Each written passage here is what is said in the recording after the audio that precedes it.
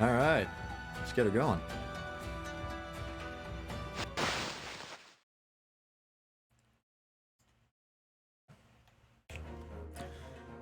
Alrighty, welcome back, folks. We're back with the proper episode of Ace Attorney Chronicles this time. I'm significantly less tired. Still a bit tired. I'm trying like a bunch of different sleep meds, and I haven't found the right combination yet. But we're still figuring it out. But what's up, folks? We're back. We're on a boat. Our friend's dead. Things are going great. We did just recently find out that the old man was in fact a young woman, which is sort of an unhinged series of sentences to say, but this is Ace Attorney after all. Did we find out what's in that case? Can I look now? Let me see. Don't touch. Huh? I will tell you what I know about last night, but please, you must not touch my things. How do you say? Forbid it. Oh, sorry. As well you should be, young man. What vulgar manners you have. Poking around in a young lady's private belongings? Yeah, neither shall I allow it. Ah, hypocrite. Alright, fine. We'll talk to her. So last time we were in here, there was a scream? Oh yeah, because she saw her shit in the paper and was like, oh no, I'm immediately recognizable by everyone who was looking for me. And then she yelled. And our friend is dead. We're searching this room because there's a vent that goes to this room? I don't know. Anyways, did you know that someone was killed in the cabin next door to this one last night? One of the crewmen told me this morning when I was eating breakfast. The man who died, he was a friend of mine. Oh. That's why we're trying to find out what happened. Did you notice anything unusual last night? Perhaps you heard a strange noise, for example. Perhaps people talking. Perhaps the ship was absorbed in a wild tempest. Perhaps its steam engine exploded. I think we would have known if that had happened. Perhaps everyone on board would have noticed if that had happened. Okay. I gotta stop, like, quipping mid-dialogue for Ace Attorney, because 9 times out of 10, whatever funny thought I've had is already written into the game. Miss Pavlova, is there anything you can tell us? I don't know. I'm sorry, but all I could think about last night was what I had done and whether they would find me. I didn't notice anything that was happening around me. Of course not. Oh, I see. That's incredibly unhelpful. Moving on. You run away from your ballet company, haven't you? The Novovich Ballet? Yes. I'm traveling to Great Britain, and from there, I want to go to America. I will never dance again. I want to forget everything about the ballet. I will start a new life. Sounds pretty well wearing fluffy winter clothes on a boat. I mean, yeah, that's true. Although it gets cold out at sea, right? You wish to forget? A challenging proposition, when you have that striking tiara as a reminder.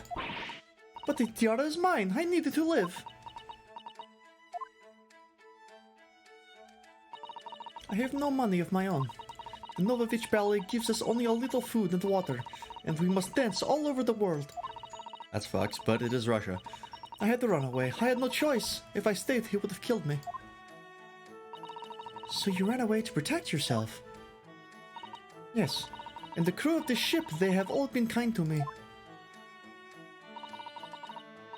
That's true. Fluffy clothes would immediately suck up all of the sea spray. Yeah, that would not be a good call. I didn't even consider that, but yeah, that would be awful. They let me come on board, and they said I could hide in this cabin. If that is indeed the truth, Miss Pavlova, it creates a most intriguing conundrum. Yes, it does. What do you think about it, Mr. Naruhodo? Me? Oh, well, yes, of course. I think we should hear Miss Pavlova's explanation. To what conundrum, I'm not sure, but... Okay, conundrum. I also don't know what conundrum this is. Miss Pavlova, allow me to pose you a riddle.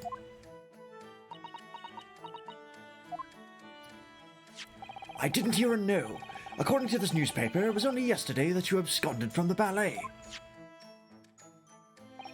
Now, that being the case, it must have been last night that you boarded this vessel.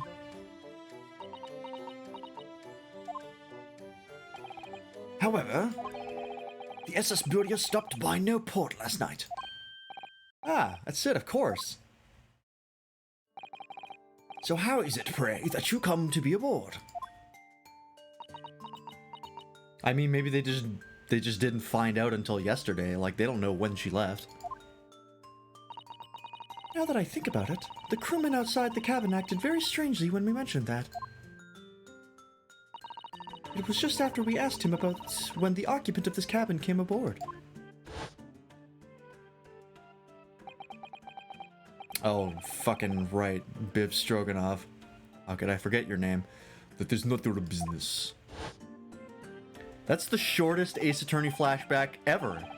In any of the games. One scene with one dialogue? That fucking never happens. It's like minimum 3 lines. Sorry, that shocked me. I've never seen a fucking flashback that short. It blew me away. Yes, you're right. He did seem to be hiding something.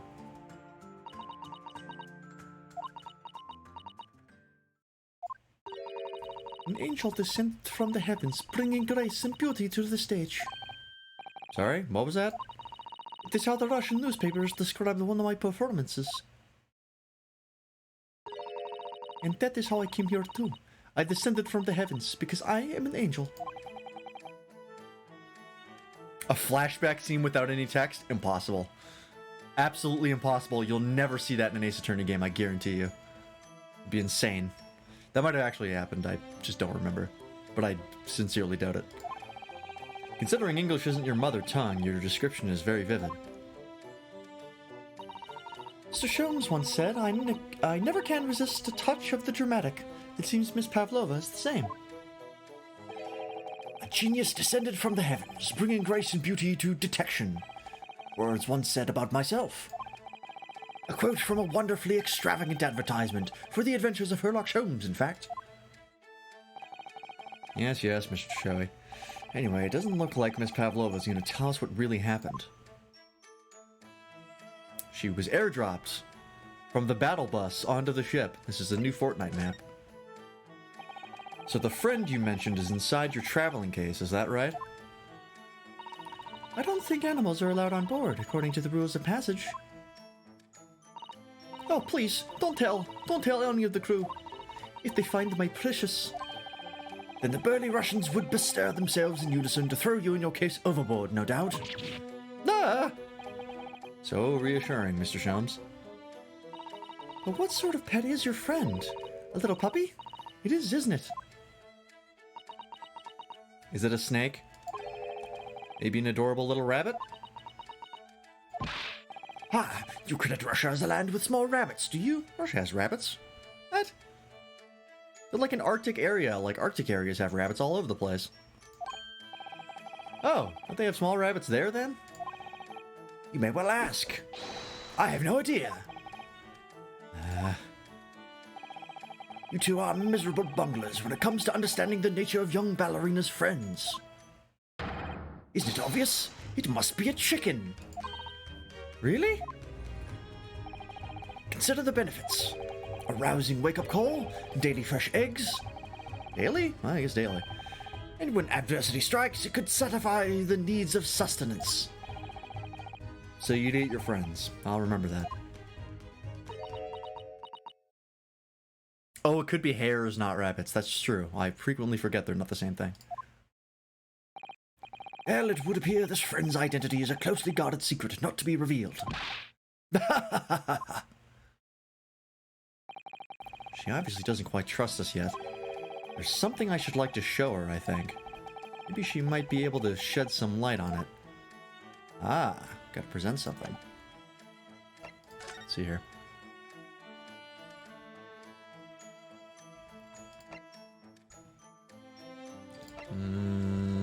I don't think the university collar pin is gonna help me here. If I was actually an attorney with the attorney's badge, this might actually be a good place to show it off, but this is not gonna do me any favors. Uh...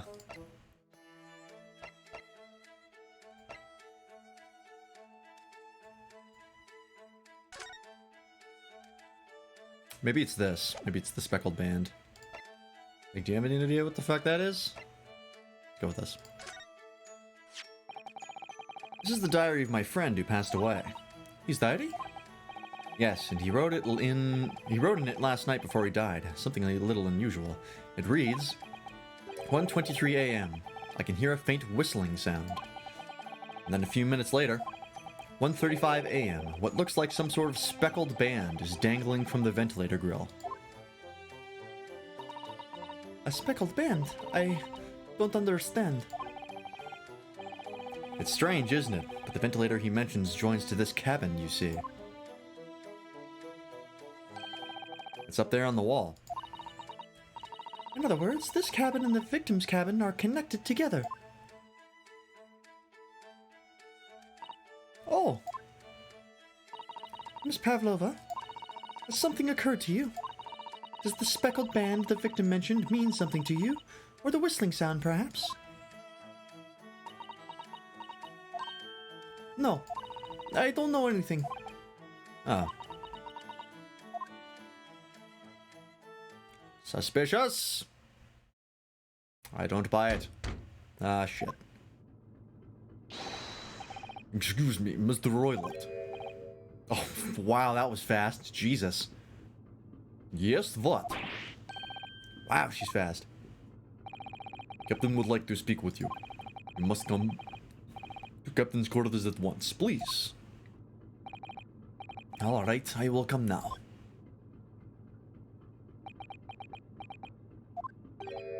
What? You must leave, now. Oh no, it's fine. Don't mind us. Yes, please don't worry yourself, Mr. Roylott. Get out! The passenger said out! Or do you want me to throw you out? He's getting more and more Arnold Schwarzenegger. Just like a little bit more each time I speak his voice. Ah, looks like we'll have to leave this investigating this cabin until later. What a pity.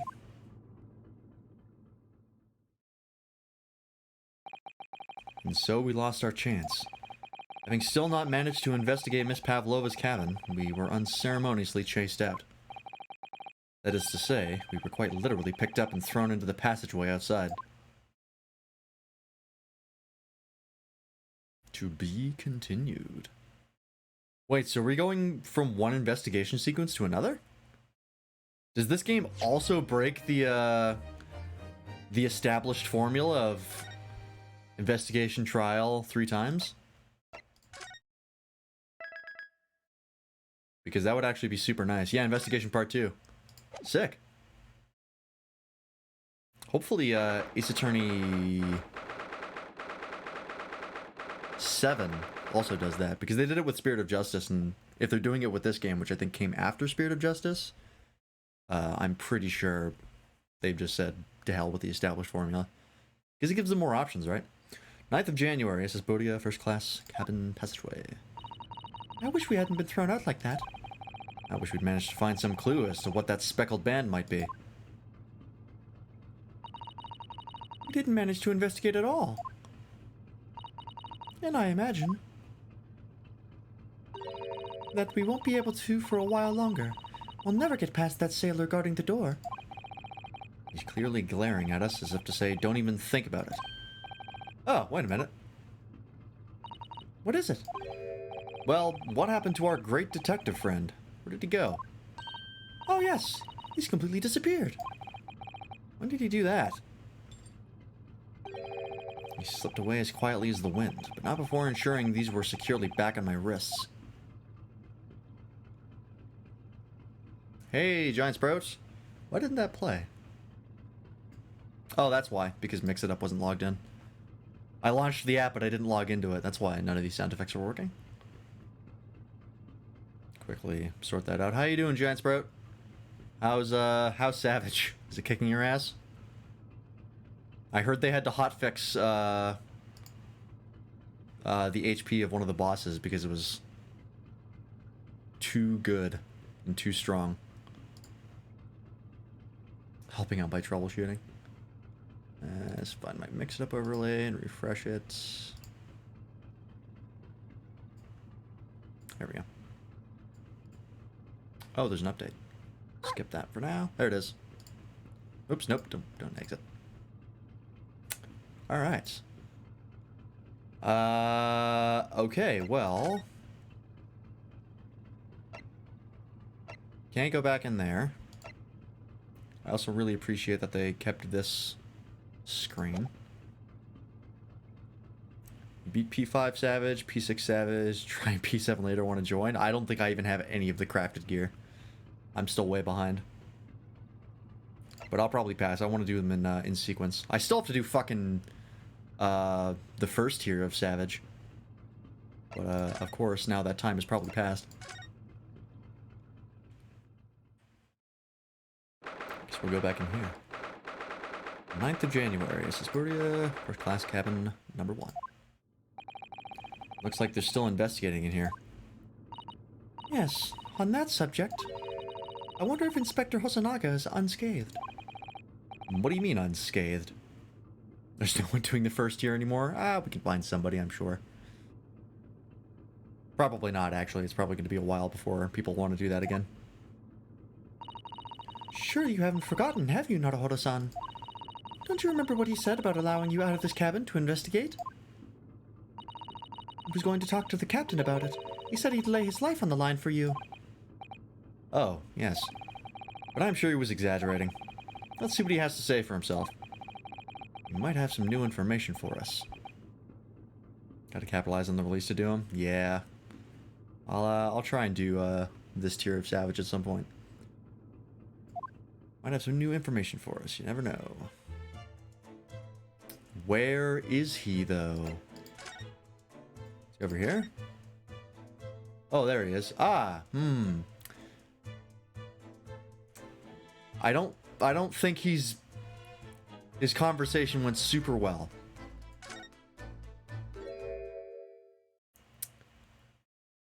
Wow. Ah, you're back. Inspector, what happened to you? Your face is... Please, don't worry about it. They're just scratches. Made by a bear, maybe. When I told the captain that I'd given you permission to investigate, he told me he'd pummel me with his fists and then toss me overboard. What? But the pummeling was over in a flash, and he must have decided against the throwing me overboard. So it was nothing, really. Looks like he wasn't joking when he said he'd lay his life on the line if he had to. Well, thanks to your efforts, we now know a little about the neighboring cabin. Oh yeah, I gotta do the new extreme as well. I gotta remember to do that. Yes, so I understand. Oh. I bumped into a man claiming to be a great detective a little while ago. I think his name was something like Herlock Sholmes. I don't think he was German, though. He looked kind of German. That explains it. Shall we compare notes, then? We can tell you what we found out. Yes, let's do it. Alright. What? Nikolina Pavlova? She's in the cabin next door? Oh, do you know who she is? Please, what self-respecting ballet fan wouldn't know that graceful angel?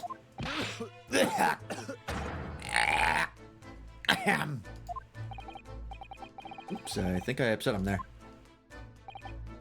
Well, that tells us the neighboring cabin is unrelated to the case, at least. Oh? How? Because angels don't go around committing crimes, do they? Call a doctor. Oops, now I've definitely upset him. Inspector, has your investigation in here proved fruitful? If I'm honest, there's very little more I can do. Our duty is to make sure the scene isn't disturbed, ready to hand over to the Hong Kong police. So I'm just keeping watch here, trying not to take my eyes off the job. Oh, I see. There is one thing. I do have a small piece of new information for you. Oh, what? Yes, do tell us, Inspector, please. New information. What is this new information you have, Inspector? It's this. The Birdia's medical officer has finished his examination of the body. I managed to obtain the report. Oh, Kazuma's post-mortem report.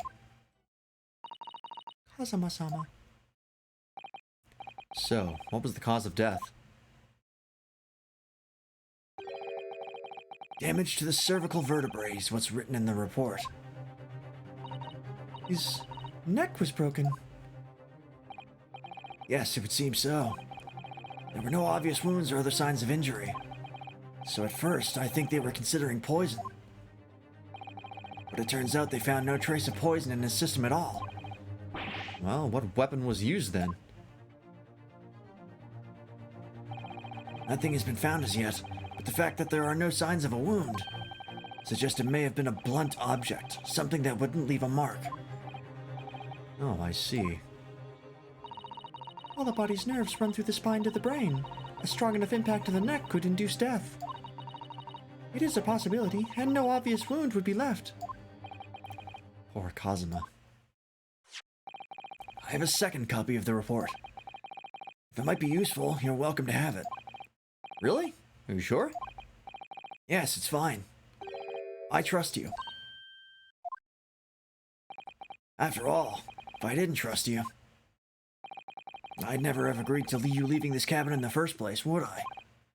Ah.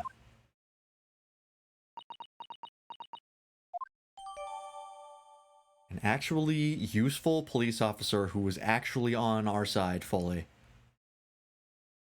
Wow. This series really has come a long way. Okay. Post-mortem reports. No traces of external injury or poison. Is the speckled band like a snake that like coiled up around his neck and snapped it? Like a boa constrictor? Hang on, let me actually take a look at that. Was that the speckled band? I keep clicking on the magnifying glass and that does nothing. Male, Far Eastern, sometime between 1 a.m. and a little past 2 p.m. or 2 a.m. Enters the cervical vertebrae, resulting in instant death. It's case 1 of Ace Attorney 1 all over again. Case 2, sorry. Not case 1. This is the Mia thing of how they write the message if they died instantly. I can't wait for this I almost said autism report. That's not it. Autopsy report to be updated mid-trial. Almost certainly broken results strong to the area. No obvious external injuries, trace poison. Alright.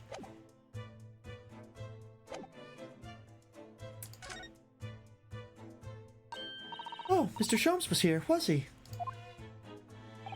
Yes. He seemed to be enjoying himself a little too much as he crept up out on the floor investigating. Do we know what the murder victim looks like? Yes, it's actually our friend Kazuma, who was in the first game, or the first case of the game. So we know exactly what he looks like. In fact, I think we actually have a picture here. Yeah, there we go. That's him. We also have a profile for him. Oh, we do. Oh, we have 2 different profiles for Nicolina. Interesting. Looks nothing like our buddy Pie. Thankfully, no. I don't wish to see that kind of image. Yes, he seemed to be enjoying himself a little too much as he crept about on the floor investigating. But then he suddenly left. I suppose he must have become bored. Did he say anything at all? Oh, that's the first time we've seen that sprite. Actually, now he mentioned it, yes. Just one thing, but he practically shouted it. It's shoe polish, was all he said. Shoe polish? I wonder what he meant. It was when he was over there, by the piece of broken glass. Do you see? Oh, that streak. Right.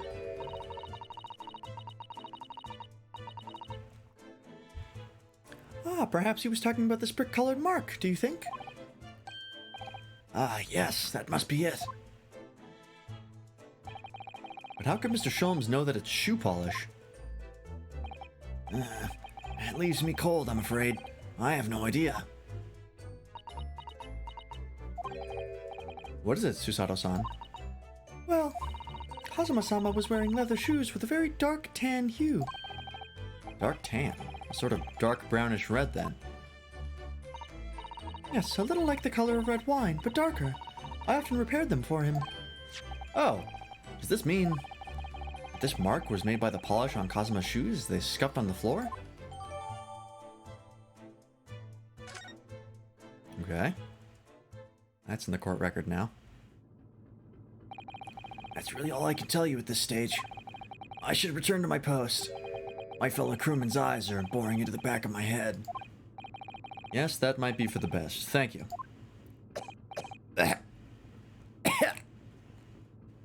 Help. Poor Inspector, you look exhausted. Thanks, it's the tuberculosis. Oh no, well. I feel terrible that I failed to protect Asoki-san. He was my responsibility. Of course, my pain is nothing compared to yours. You were his friends. The truth is, I seem to have had a heavy head ever since I woke this morning. Oh, did they drug him? To, like, make sure that he couldn't, do his job to protect, Kazuma? A heavy head. That's interesting. My head's still throbbing, too. Like a gas leak or something? Okay, I guess we'll move back out to the passageway.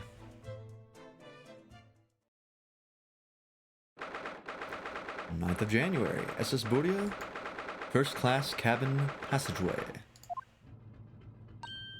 Ah! Look, Naruhodo-san! Seaman Stroganoff is gone! Strong enough? The burly Russian sailor who's always crossing his arms and glaring at us. These Russian names are impossible to remember.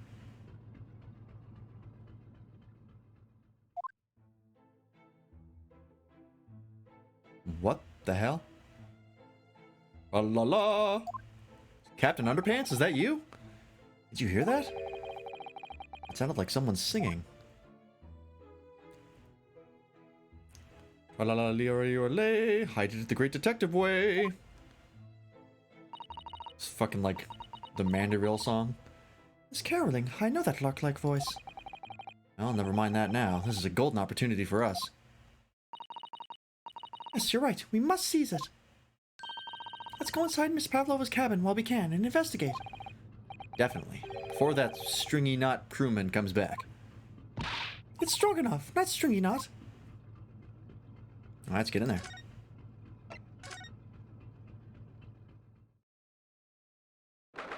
Is she also here? Because she's not going to let us do shit if she is. This guy's cabin, number 2. Nope, not autoplay.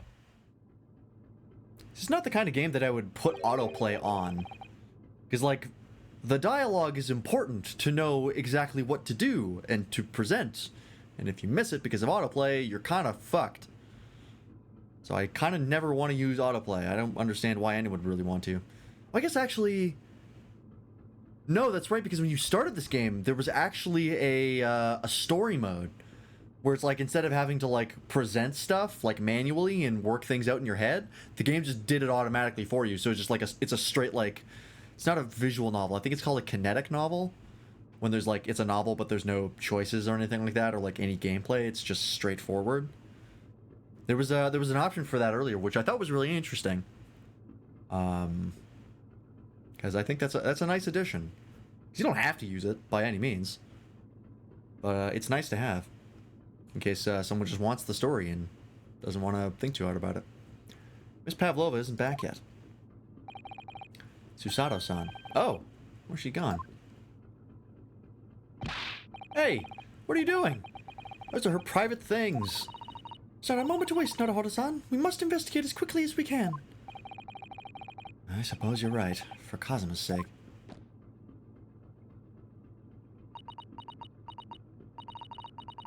Not just for Kazuma-sama. What do you mean? It can't be long now until we arrive at port, in Hong Kong. I don't want you to be in those handcuffs when we get there. Really? We must solve this case, Naruhodo-san.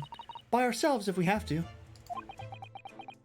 I mean, There's not a lot of help we're getting here, let's be totally honest. Yes, we will. Alright, now we can take a look around. Oh, god damn it. Case is open. Oh my, Miss Pavlova's case is open.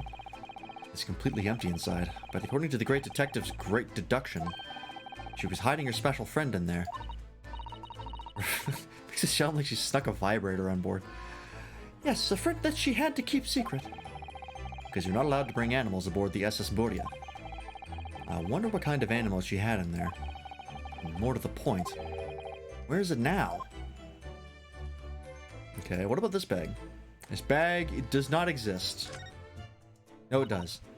Lord Hordasan, are you there? Sorry? I'm right here, yes. Why? Oh, good. I thought you might have climbed into the wardrobe when I wasn't looking. There's no place like home. Believe me, I don't have some strange compulsion to jump inside every wardrobe I see, you know. Well, anyway, I'm not sure anyone could fit inside this one. It's full of beautiful outfits. I suppose they're all stage costumes. I was rather hoping we might find Miss Pavlova's friend hiding in there, but no such luck. Okay. There's a dish on the floor. What's this about? I wonder what this little saucer's doing on the floor. Yes, it doesn't look like it's been dropped. More like it was put there deliberately. Ah, do you think? Do you think there could be a leak in the roof just above here? What? A leak? Is the ship quite safe? I'm sure that even if there's a little leak in the roof, it doesn't mean the whole ship is going to sink. No, you're right. Of course you're right. She's really trying to persuade herself, isn't she? Fair enough. What about here? We found the journal on Kazuma's desk. What's over here? There's just a few books on the desk, nothing else by the looks of it. Well, Miss Pavlova only ran away from the ballet last night. She's hardly occupied this cabin for any time at all. That's true. I wonder what kind of books she likes to read. Let me see. Yes, I see. It would seem that Miss Pavlova enjoys reading smut! Books written in Russian. Thanks. I think I probably already knew that. It's rude to ask too much of people, Naruhodo-san. Kindly remember that. Something in here, maybe? I suppose every cabin has a waste paper basket. Shall we have a little look and see what's been thrown away? Naruhodo-san. It's poor etiquette to go sifting through someone's rubbish, you know? Yeah, those eyes. She's looking at me like I'm a piece of rubbish now. Am I winning? I'm still accused of murder.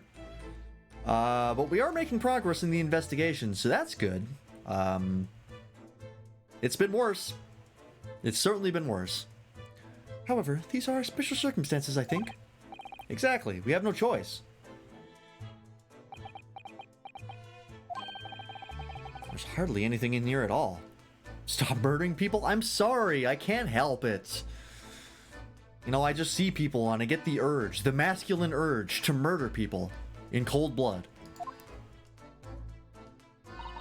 Even my friends. Nobody is safe. Oh, well, that's a little disappointing. Yeah, that's... Murdering people is, I'm gonna go ahead and say it, pretty cringe. Pretty cringe. All the books have toppled over together. Look, every single one. Do you think that's a god of the sea, perhaps? He's toppled too, though. It's exactly the same as the bookcase next door. In Kazuma's cabin. Perhaps. Perhaps Miss Pavlova was practicing a difficult ballet pose and fell against the bookcase. I don't know. Would she really be practicing ballet on the same night she ran away from her ballet company? Alright then. It must have been you. You lost your temper and knocked them all over in a fit of rage. Not everything bad that happens on the ship is because of me, you know.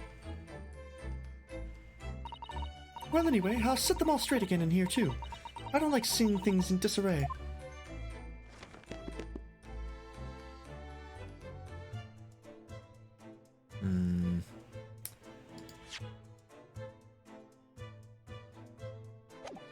I have a feeling the differences between this cabin's books and the other cabin's books is going to come into play at some point. I don't know how. What's in here? It would seem this teapot is empty. So the natural conclusion is that the Russians are a very thirsty people. Or, because Miss Pavlova only came into this cabin last night, she hasn't had the chance to make any tea yet. I mean, it could be either. It's definitely that they're excessively thirsty. I'd lay 1,000 to 1 on it. You're rather obstinate, aren't you, Naruhodo-san?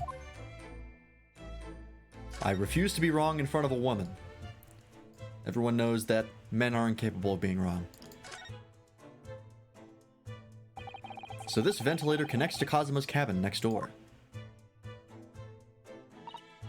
Yes, although what a fool a shipbuilder must be to open a ventilator into another room. Ah, maybe. And so that if there's a gas leak next door, the occupant of this cabin would notice and raise the alarm. Or the occupants of both cabins would die of gas poisoning. That is a possibility. Anyway, last night, Kazuma wrote that he saw a speckled band coming out of this ventilator.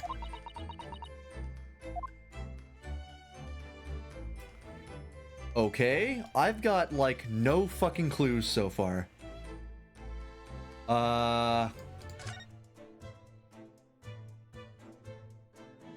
Boy oh boy. The bed, I guess? Nope, the bed is not. Okay, what about this? These are the only two things we haven't looked at. Is the rules in the door. Ah yes, they're displayed in this cabin too. Look, this says Bordio's rules of passage. Not rite of passage. You must complete this challenge before you can ride this ship. Have I tried trying harder? I'll give that a shot now. Passengers must not keep weapons or other dangerous objects in their cabins. Pets are also strictly forbidden. I suppose Miss Pavlova realized that she needed to keep the contents of her case a secret after she read this. Her special friend, I mean. I wonder where her friend has disappeared to now. Probably having fun exploring the ship, I imagine. I just hope Seaman Stroganoff doesn't find it and throw it overboard. Oh, yes. So do I. And the door. This cabin door is the same simple sort of bolted latch that our cabin door has. The bolt's drawn across. There's no way anybody could enter the cabin from outside. Yes, it's not a particularly heavy-duty bolt, is it? But still, it wouldn't slide across of its own accord, would it? No, and the door is made of metal, so there's no chance of trickery using magnets to unbolt it from the outside. Unless, maybe, there was an impact to the ship because all the books were knocked over in that direction, and that slid the bolt closed.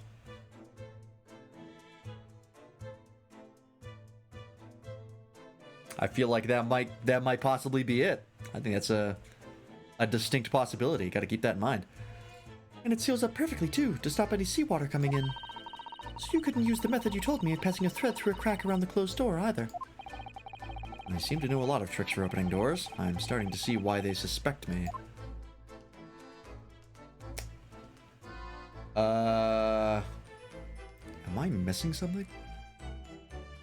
Oh, this. There's one of these next to the bed in Cosmo's cabin, too. Yes, it's a bell cord. I can't resist. She barely hesitated there, and she gave it a good tug, too.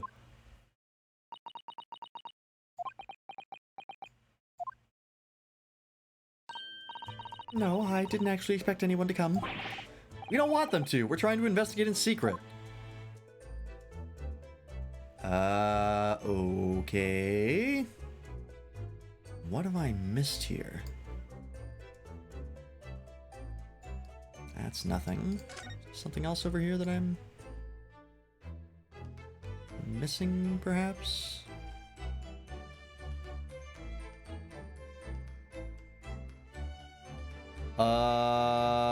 I'm a little lost.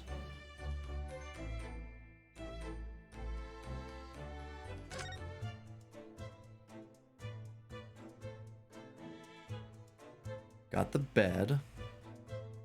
Or is that the wardrobe? I think it's the wardrobe. Hitboxes in this game for the objects are a little wacky. Nothing on the floor.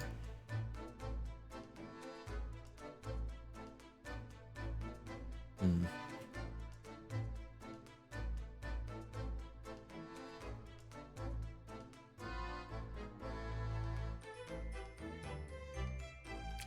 I mean, maybe I have to leave now? Did I get everything? Normally there's some sort of like special dialogue is to tell you like, hey, you've investigated everything. Leave now so you may continue the game. But I guess I'll try.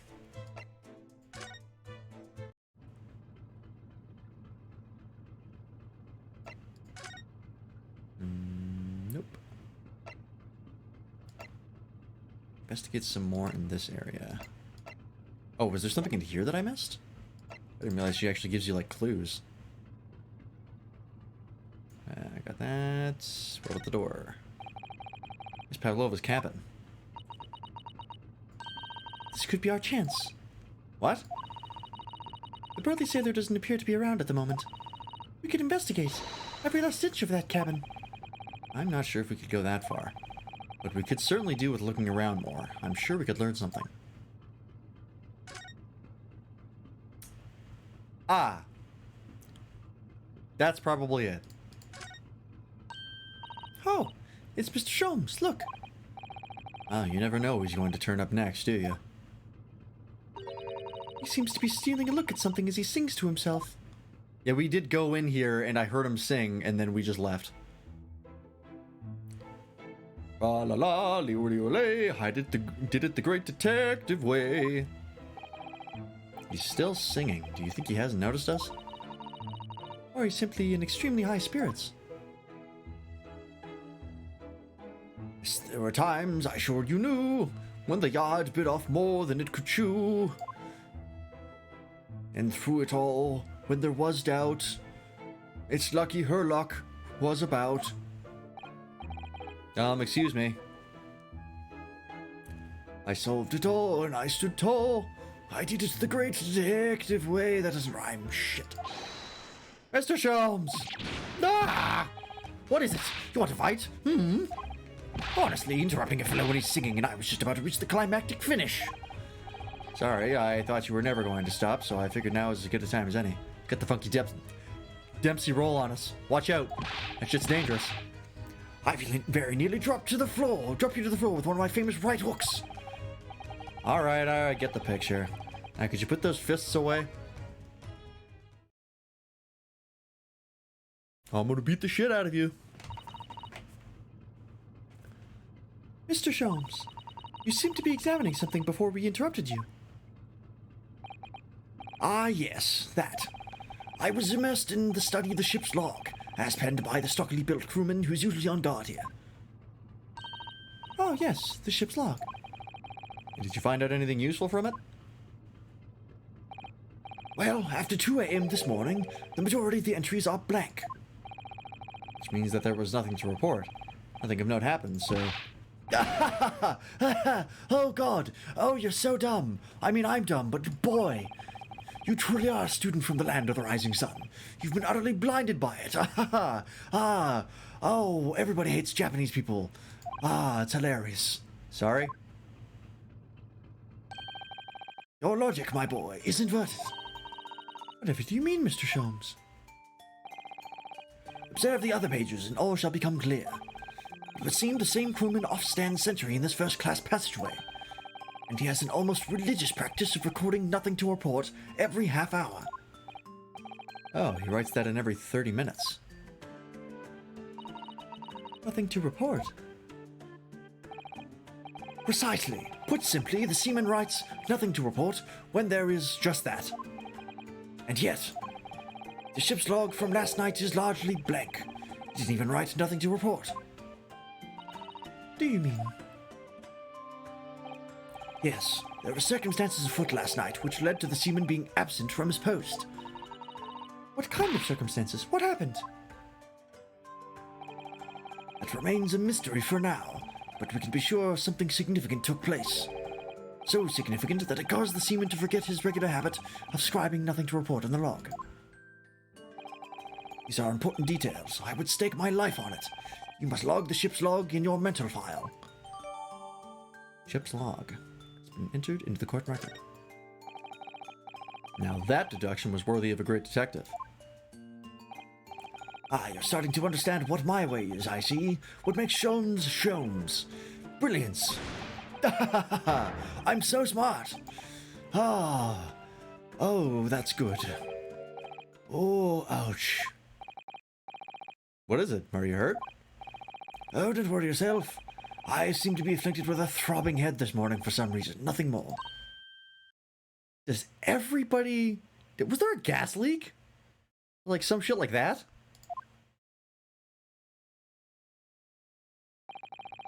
Well, my friends, until our next encounter. He's still singing to himself. I can hear it as he wanders off down the passageway.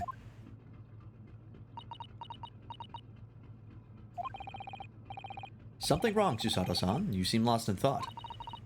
It's just... Well, I feel the same. Sorry? Ever since I woke this morning, I've had something of a headache. A sort of continuous throbbing. Oh, you too.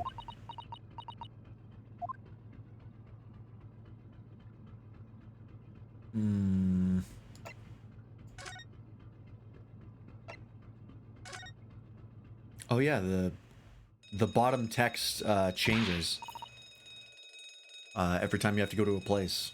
It's like, what was the situation here again? Or I should explore more here. Ah, what's that? Oh, Jesus Christ. Shut down the engines immediately. Vessel sighted at 1/4 mile to 4. Full stop. Hard to starboard. All hands brace for impact. What the? I think we're about to crash into another ship. What? Oh boy. I can't stand. Susato-san, hold on to me. Ah! Jesus Christ, this escalated. Susato-san, are you alright? Are you injured at all? I think I'm fine. Thank you, Naruhodo-san. All the books are tossed aside again. Looks like we avoided a collision. Look at the fucking bolt! Look at the bolt! I was fucking right! They made a hard turn, and that shut the bolt, because that's the way it slides. That's why the door was locked. And we were the only ones inside. Is the door locked on its own? Ah, son of a bitch. I think... Yes, the ship has come to a stop. Oh my goodness, what about you, Naruhodo-san? Are you hurt? No, I'm fine. Hello, is anybody in there? Shout if you need assistance. Oh, that sounds like... Oh, it's Hosonaga. Inspector Hosonaga. Is that you in there, Naruhodo-san? Unbolt the door, quickly. What? The bolt? Look at that! The door's bolted. Did you do that, Susato-san? No, I didn't touch it. Well, that's strange. How did... And look at all the books. They're just like they were before again. That picture was straight last time, though. It wasn't knocked over, as well as the books on the desk. Interesting. Naruhodo-san, aren't you going to open the door and let the inspector in?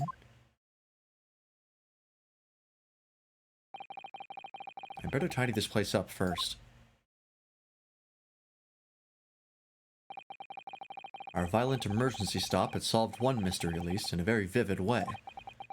But I knew that what awaited us on the other side of the cabin door would not be pleasant. I hurried around, tidying up the cabin with a new sense of foreboding in my heart. To be continued. Wow, that was fast. That was in less than an hour. Cruised through that very quickly. All right. Not complaining. Is this another investigation sequence? It is. Wow. All right.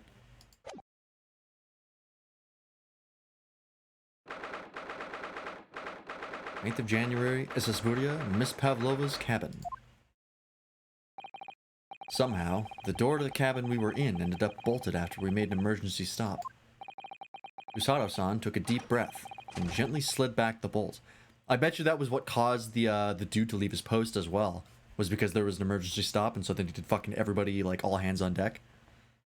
That makes sense.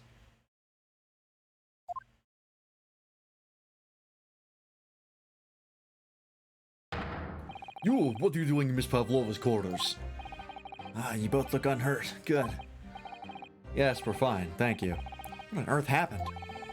We heard something about how we were going to collide with another ship. Yes, it appears to have been a false report, though. Oh, how did that happen? Wait, are we locked out of the other cabin? Was anyone in there at the time? Because otherwise it's locked from the inside. Nobody can get in. Well, no, because the bolt was kicked off. That's right. Never mind.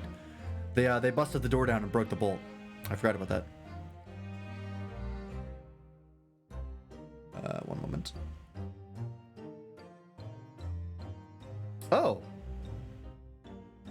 According to Twitch, apparently the payout minimum in Canada is now $50 instead of $100. All right.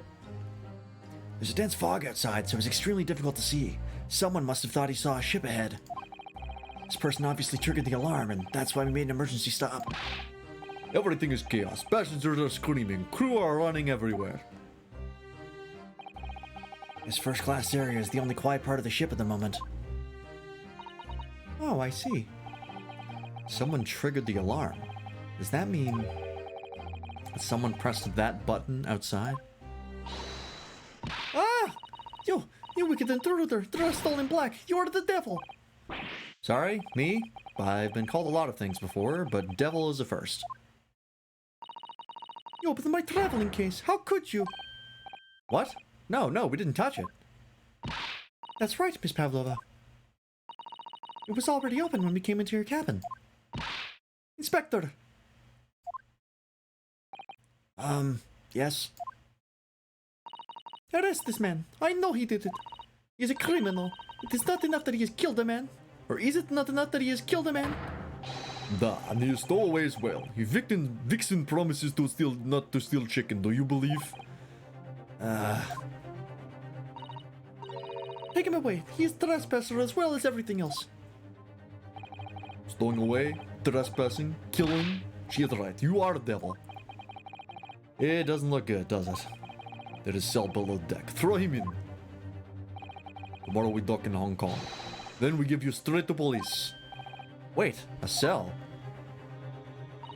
Please, Inspector Ozanaga, is there nothing you can do? This is a Russian vessel. I really have no jurisdiction here. After my last effort to appeal the captain's good nature, I think I'm out of options. This is terrible. This is a real crisis. I gotta find a solution. Immediately. Let's talk to Pavlova. Miss Pavlova, can I... Get out. Listen, I'm sorry that we snuck in here without your permission, but Get out now. we just needed to investigate in here to help understand what happened. Skosta Praeb. Or something in Russian. It's no use, she's not going to listen. I need to find someone who will. It's probably gonna be Osanaga. I'm just gonna skip straight over Stroganov. You've got yourself into a difficult situation here. Why entering this cabin uninvited, I mean? Sorry, I was just so desperate to find a clue. I'm afraid there's really nothing more I can do to help you. If I push my luck any further, a punch to the face will be the least of my worries. I'm really sorry. I have to take responsibility for giving you the freedom to investigate Miss Pavlova's cabin. Now this has happened, I'll have to report to the captain at once. I really need some help here. I need a savior to rescue me from this crisis. And that savior is Stroganov. Biff Stroganov. Please, just give me a little more time. I do nothing for you, except show you way to ship's prison cell. Thanks, but no thanks. But I'm innocent. I didn't kill anyone. Trespassing and stowing away? Well, you know, sometimes life can lead you down some unusual avenues and, well... Enough! You are guilty. Ship cell is only place fit for you. Come on, there has to be someone.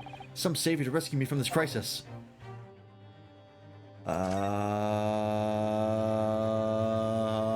Okay. Sholmes, what are you doing, man? What? I mean, like...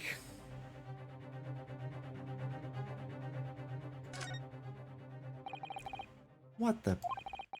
What are you doing up there? Mr. Sholmes? Naturally, I was analyzing what a weight of 20,000 rubles feels like on one's head.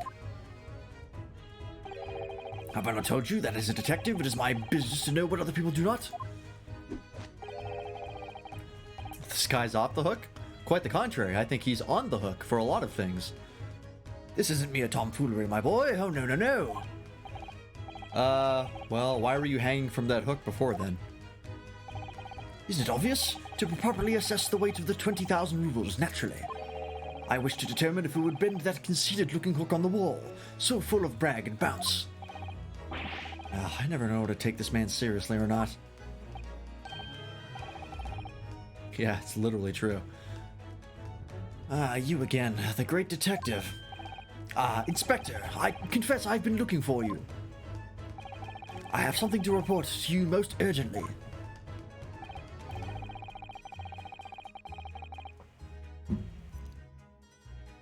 Well, you might try looking for me somewhere other than a hook on the wall next time.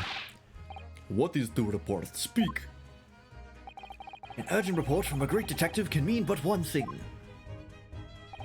Yes. The case of the curious murder that took place last night here on this vessel, the steamship Buria, has been solved. By me, naturally. What? Really? Yes, I have eliminated all other possibilities. No other explanations exist. So, allow me to illuminate all your minds. For I am about to reveal my great detective's greatly admired great deduction to the case. Oh, is it this again? You have solved it? Even Hedgehog understands this case. We all knew who was responsible for killing Student Boy this morning when we found criminal in the wardrobe. It is this stowaway, and he has handcuffs to prove it. I didn't do it. Trouble is, there doesn't appear to be anyone else who could have killed the victim. Because, as everyone knows, the cabin door was bolted shut from the inside. That means the culprit must be someone who was inside the cabin. Yes, it's what's called a locked room mystery in detective stories. Locked room, that is point. The room was locked. Well, I can't deny that. There's no way the bolt could have been drawn across from the outside, from outside the cabin. We're all quite mistaken. The cabin next door is not a so-called locked room at all. What? Oh yes, there was another entrance. An entrance used last night by the culprit in order to gain access to the cabin despite the bolted door. One other entrance, we never discovered one. Why, it gapes open-mouthed at you even as we speak. The ventilator, man. The ventilator? You think this is funny? I cannot even put my arm through that hole. That's because your arms are as thick as tree trunks. You're suggesting that the culprit entered and left the victim's cabin through that tiny opening? It's not possible. But it is. Last night, the victim even witnessed the intruder in the act of passing through the ventilator. Mr. Sholmes, do you mean... Are you referring to the words Kazuma-sama wrote in his diary? 1:23 a.m. I can hear a faint whistling sound. 1:35 a.m. What looks like some sort of speckled band is dangling from the ventilator grill. Precisely, my dear madam. But what does it mean? What is this speckled band? The answer to that particular conundrum is in this very cabin.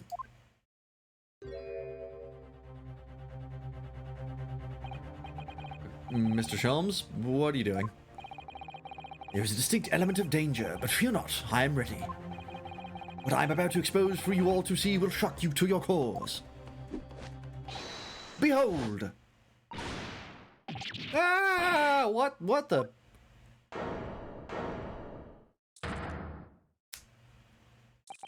It indeed was a snake.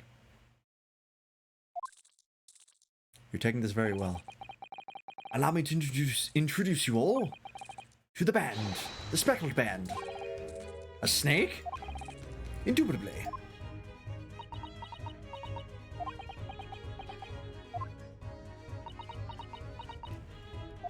So is anybody to do anything, or are we just gonna watch this man hang out with the snake?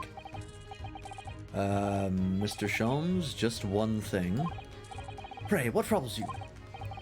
Well, that snake isn't really speckled, is it? It looks more stripy, wouldn't you say? Also, I just realized, look at Stroganoff's tie. It's like a fish. Good nautical nonsense, be with you. Yes, you're right. I think in this case you'd have to call it the Striped Band, wouldn't you?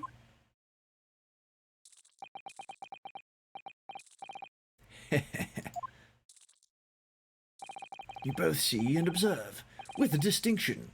However, do you not think that is precisely the trap into which the culprit wishes you to fall? Oh my goodness, really? It's a trap? How exactly? I think perhaps it is time I explained the intricacies of my train of thought. Are you ready, Miss Pavlova? I'm sorry for the young man who died, but that is all. That has nothing to do with me. This whole thing has nothing to do with me. There are two conclusions I've drawn from the facts. Number one, last night, your friend infiltrated the victim's cabin. Ah, And number two, the same friend was responsible for the victim losing his life. no. He's turned as white as a bowl of rice again. Sholmes must be right. He's hit the nail on the head. This young woman's friend killed Mr. Isogi.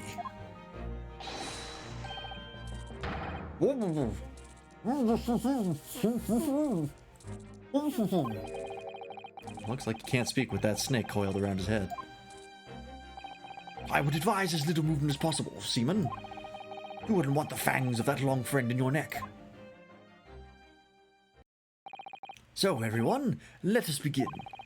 Sherlock Holmes is proud to present his logic and reasoning spectacular. Here we go again. The game is afoot. Topic 1. Intruder's identity. I love this theme.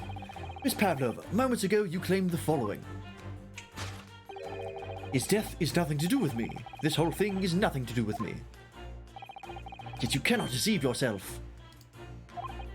Yes, when you recall those horrid events, your aching heart smarts with pain.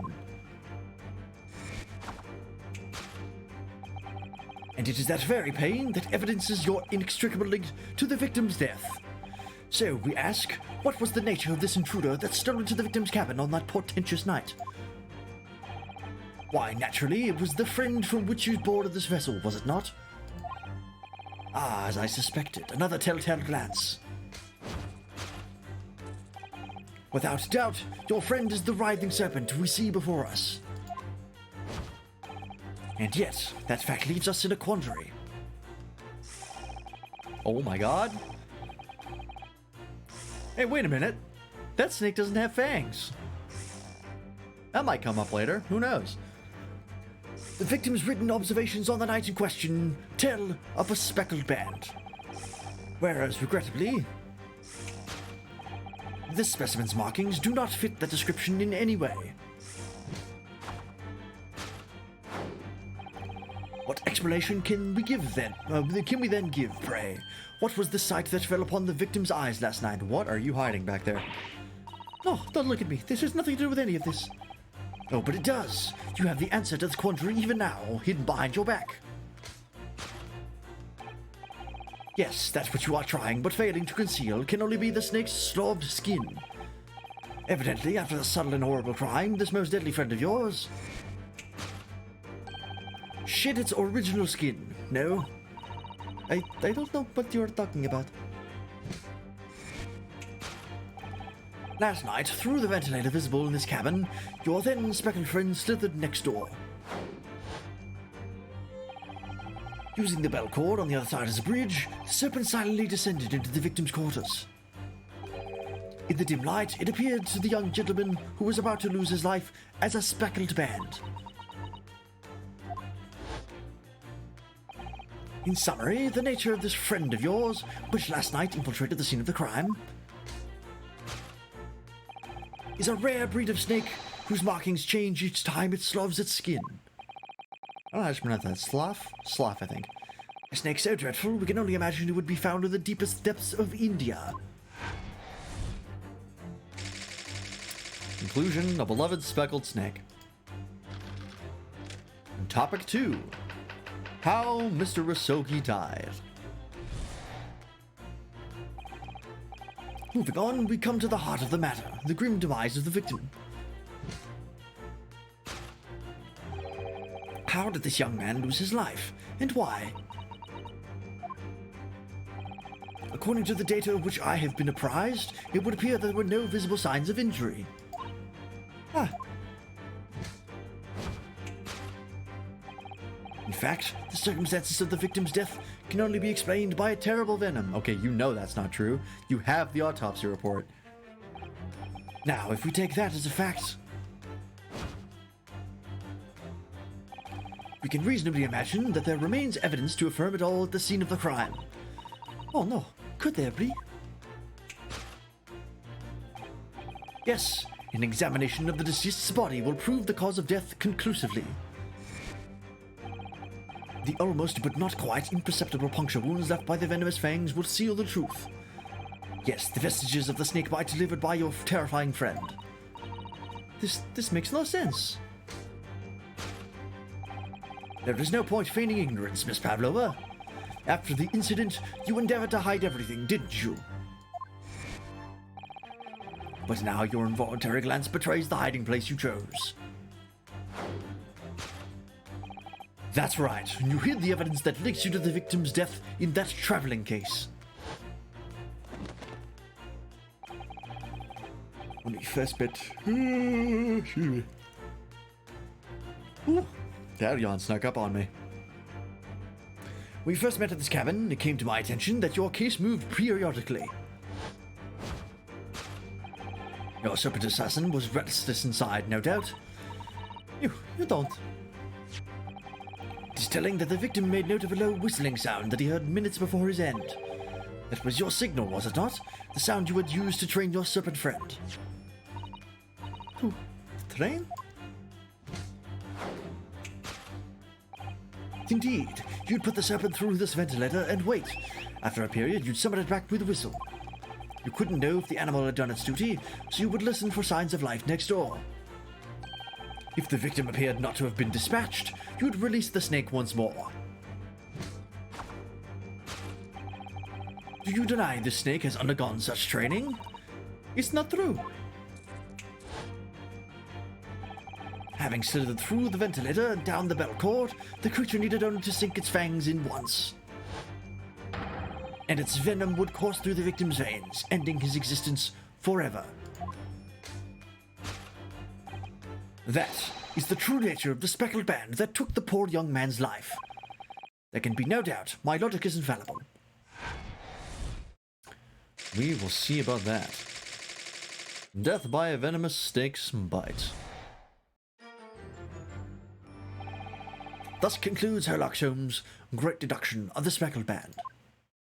Applause, please. Whenever you're ready, please clap.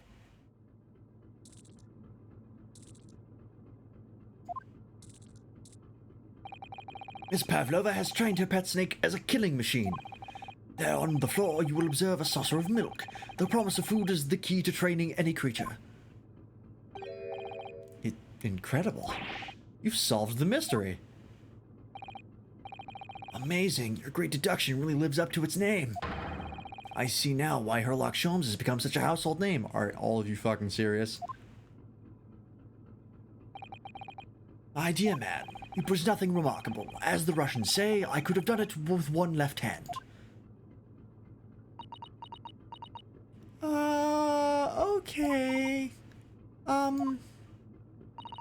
Could I venture an opinion, Mr. Sholmes? This house is a fucking nightmare! It just gets worse and worse. This guy gets dumber every time he's on screen. It's kind of amazing. But of course, what's on your mind? It's just about your deductions before. Some things don't quite make sense to me. I welcome questions as to my method, and will answer both loudly and proudly. Oh, well, good. First of all, snakes are egg-laying creatures, part of the reptile family. You are well informed, madam. And reptiles, don't drink milk. Ah, It's really only mammals that like to drink milk, you see. So, I'm not sure it would be possible to train a snake using milk as a reward. no matter. No doubt Miss Pavlova used some other treat to encourage her pet to do her bidding. Milk was merely an example. The logic holds. Well, there is something else. Snakes have no ears. Ah, Yes, so I'm not sure it would really be possible to signal to a snake by whistling. Well, they still have auditory sensors, right? They just have like holes. Like they have like a membrane that like vibrates, but they don't have like these. I'm pretty sure reptiles have ears. Well, just like not ears as we know them, but like they can hear things. but madam, what of the tales from Arabia? Have you not heard of the snakes that dance to the sounds of a flute? I think perhaps the performers play their music in time with the snake's natural movements. Oh, I see. No hands, no feet, no ears. These creatures are so inept as to be practically useless. Don't take it out on the snakes, Mr. Sholmes. There is one other thing. You have more? Snakes use the scales on their bellies to propel themselves. So, I'm not really sure that a snake could manage to climb up a flat bell cord like the ones in these cabins. Then it should try harder. It should take the Decius train of thought. Please, don't be angry with me, Mr. Sholmes. The point is, even if the snake had gone through the ventilator to the next door cabin, it couldn't have come back without help. What I'm trying to say is that there are a number of reasons why it's difficult to imagine the snake could have had a part in this.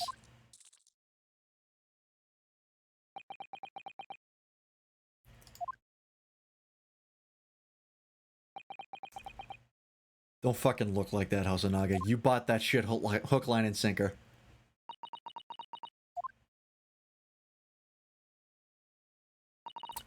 I think we need to step in and help again, Mr. Naruhodo. Oh no, you don't mean... Yes, we need to modify Mr. Sholmes' latest deductions and turn them into the great ones they ought to be. I had a feeling this was coming. Alright, let's give it a try. Just what I was waiting for, Mr. Naruhodo. Yes, right. So, cast your eyes down to your wrists again. What? You've done it again. Our handcuffs are gone. Where did they go? Fear not, I shall see they're restored after our work is done.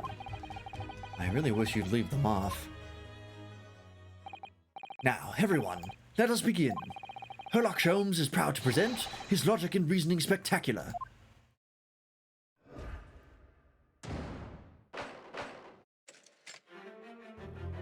Alright, asshole. How have you fucked this up this time? Miss Pavlova, moments ago you claimed the following. I gotta modify this guy's voice because it's grating on my my throat. His death has nothing to do with me. The whole thing is nothing to do with me.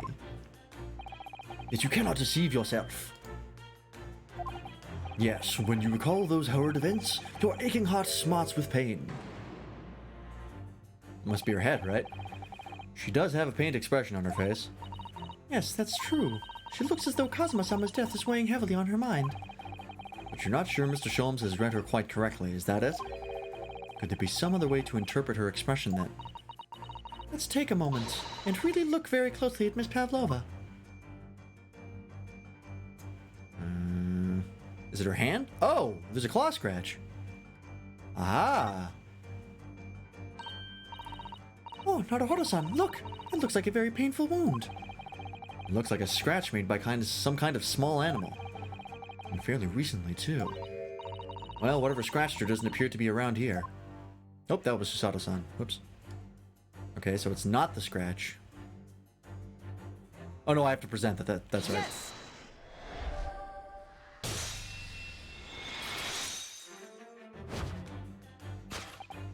Yes, when you recall those horrid events, that claw scratch smarts with pain. Indeed, and simple observation reveals that the wound is fresh.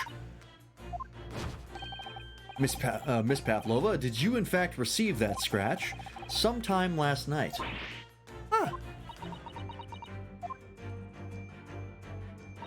When I think about the young man who died next door, I feel so sad. And when I am sad, the pain from this wound is worse. And it is that very pain that evidences your inextricable link to the victim's death. So, we ask, what was the nature of this intruder that stole into the victim's cabin on that portentous night? Why, naturally, it was the friend with which you boarded this vessel, was it not? Ah, as I suspected, another telltale glance. Without a doubt, your friend is the writhing serpent we see before us. Seems like the scratch mark on the back of Miss Pavlova's hand was made by this friend of hers, doesn't it? Except, snakes don't have claws, do they? No, they don't. They don't even have hands or feet on which claws might grow.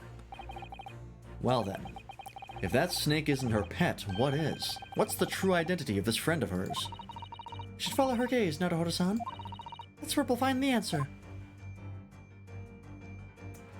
Where is she looking? Ah, it's a cat! And is the speckled band the tail?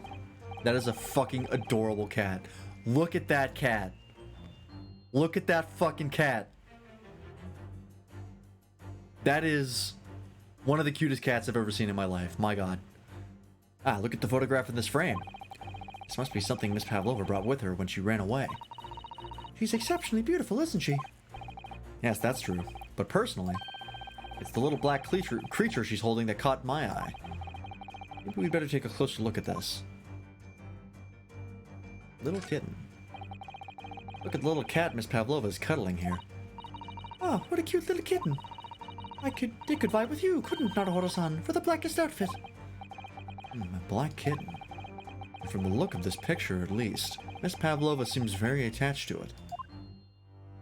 Well, that's it. Yes. Milk for the kitty cat.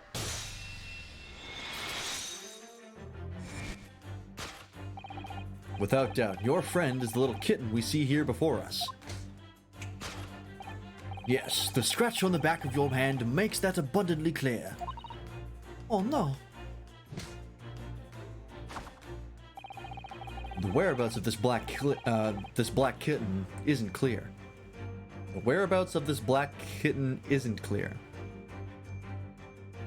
Shouldn't it be are clear? The whereabouts of this black kitten aren't clear? I might be wrong on that. But what is clear is that you brought the animal with you when you ran away, didn't you? Look! Darga's my best friend. I couldn't leave her behind. Darga would appear to be Russian blue. And yet, that fact leaves us in a quandary. The victim's written observation on the night in question tell of a speckled band. Whereas, regrettably,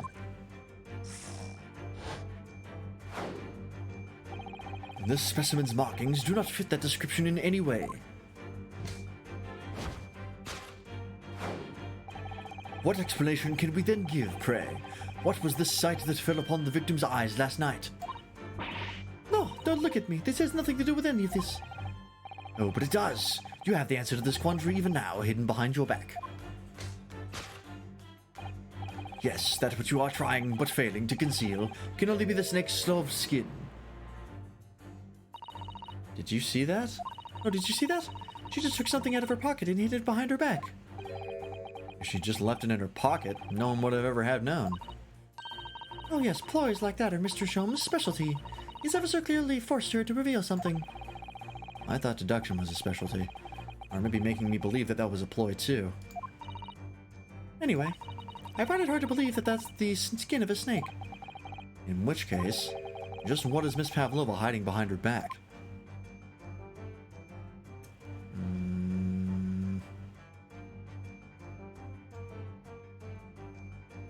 Snake sloughed skin. Her hair also makes like a hook pattern at the edges. You see that? What's with that?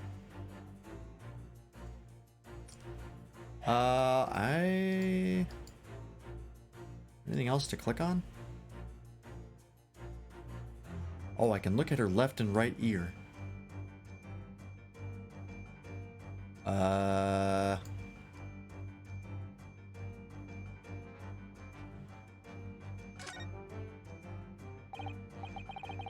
Well, it is speckled and it is a band, but what is it?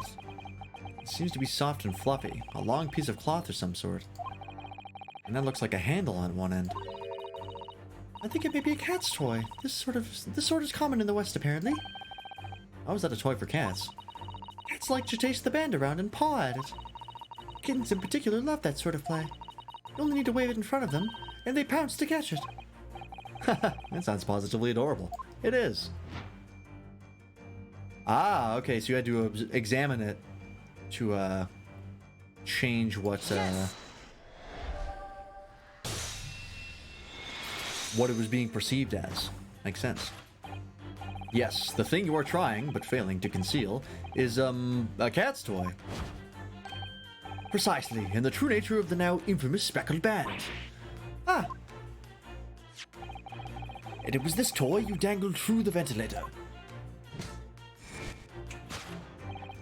You waved it around, I presume. Naturally, the victim could not fail to notice it. But why? For what reason? My dear boy, there can be only one answer to that. After her feline friend disappeared through the ventilator to the neighboring cabin, Miss Pavlova attempted to use the speckled cat's toy to incite the creature to return. Ah. In summary, the nature of this friend of Miss Pavlova's, which last night infiltrated the scene of the crime, is a blithesome Russian blue breed of cat by the name of Darker. ah! A truly troublesome feline, young Darker is proving to be. She must be caged once found. You will forgive us for borrowing the photograph of your pet, Miss Pavlova. Okay, got the cat. Cool, cool, cool.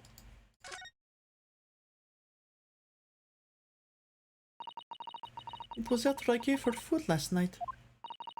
That's when it happened.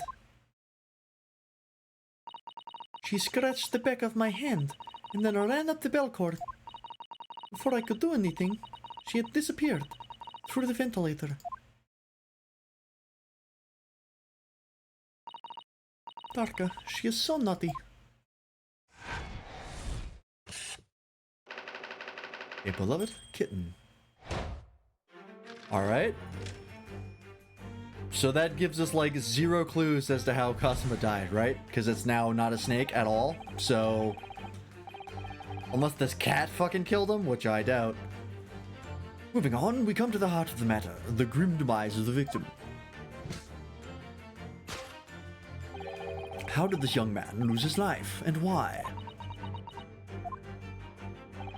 According to the data of which I have been apprised, it would appear there were no visible signs of injury. Ah,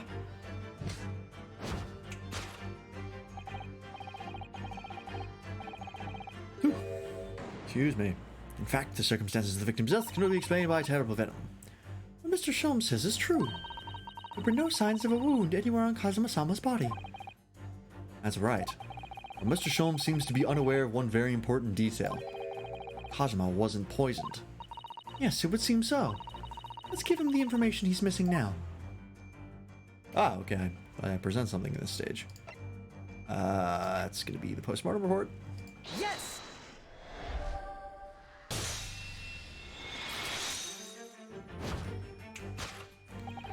In fact, the circumstances of the victim's death can only be explained by the postmortem report. Ah, yes, I knew it was one or the other. His neck was... Indeed, the breaking of the cervical, that's not me. Indeed, the breaking of the cervical vertebrae is fatal. Only that Goliath would be strong enough to survive that. Sermon Stroganoff isn't some immortal freak, you know. The jury's out. Anyway, we have on good authority that the victim's neck was broken. Now, if we take that as fact, we can reasonably imagine that there remains evidence to affirm it at the scene of the crime. Oh no, can there be? Yes, an examination of the deceased's body will prove the cause of death conclusively. Kazuma died because his neck was broken. In other words, he was probably struck by something, or someone. Yes, that's a distinct possibility. As of yet, no weapon has been found, though. Presumably, Darka didn't silently creep up behind Kazuma and deal him a fatal blow. I suppose. It's possible that he had a fall and hit the ground awkwardly. It could have been a terrible act of misfortune that he broke his neck completely by accident. Oh yes, a bad fall could explain it. It's rather hard to believe of Kazuma-sama, though. He wasn't a clumsy man. Well, we need to fix this deduction somehow. Is there anything from the scene that could explain what happened? The mark on the floor? Yeah, the scuff. Yes!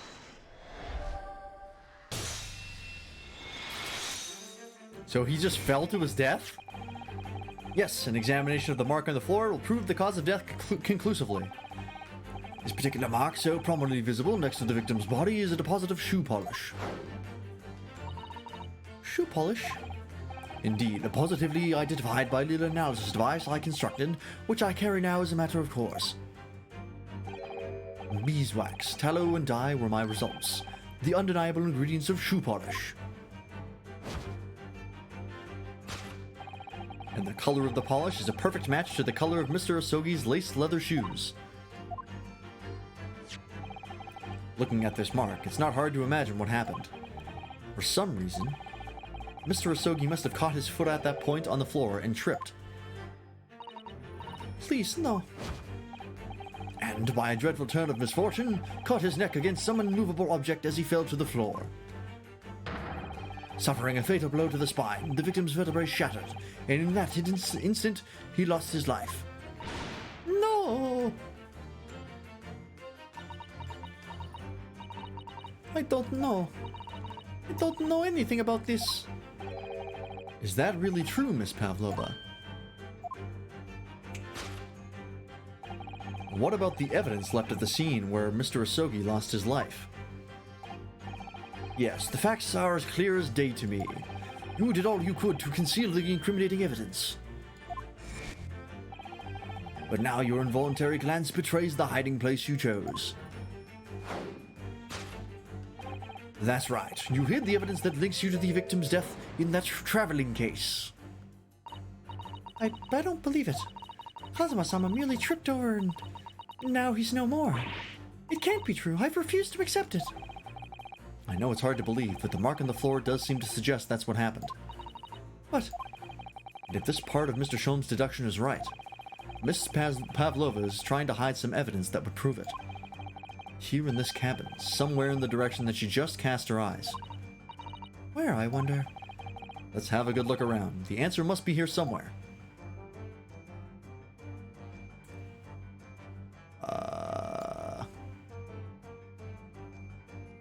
The tiara?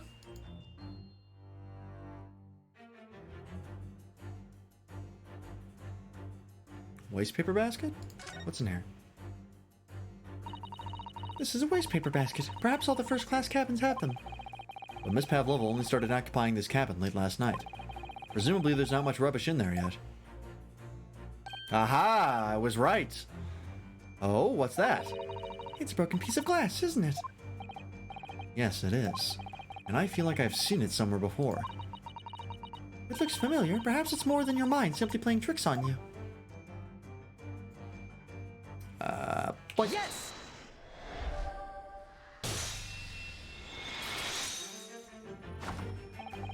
that's right. You hid the evidence that links you to the victim's death in the waste paper basket. Ah, Here we have a fragment of some intricate glass object, it would seem. One that has a familiar air, in fact. Precisely. We found another piece of broken glass on the floor in Mr. Asogi's cabin. And, as you can see, the two pieces fit together perfectly. oh no. So, Miss Pavlova, shall we consider what this tells us? Why would it be that part of this glass object, which was evidently broken at the scene of the victim's death, should be found in the waste paper basket in your cabin? Yeah. You're well acquainted with this glass bell, are you not? I don't. I don't know, and that hushed Russian accent of yours won't save you this time, dear girl. Why? Because we have conclusive evidence linking you to the bell in question. What? Take it away, Mr. Naruhodo. Yes. The evidence linking Miss Pavlova and the little glass bell, that would be... that's the picture. The kitty cat has it. Right? Yep. Yes! If you look at this photograph, you can clearly see, hanging from Darka's collar, the very glass bell in question.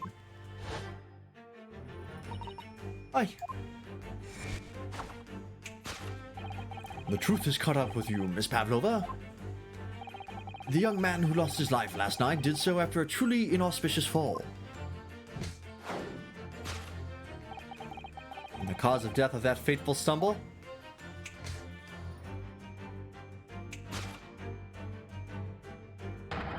Your absent feline friend, Darka.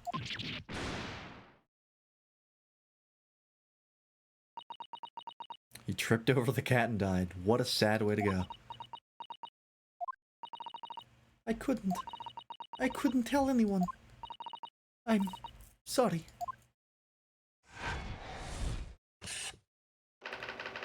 Death by tripping over a cat. Wow. Deduction complete. Elementary.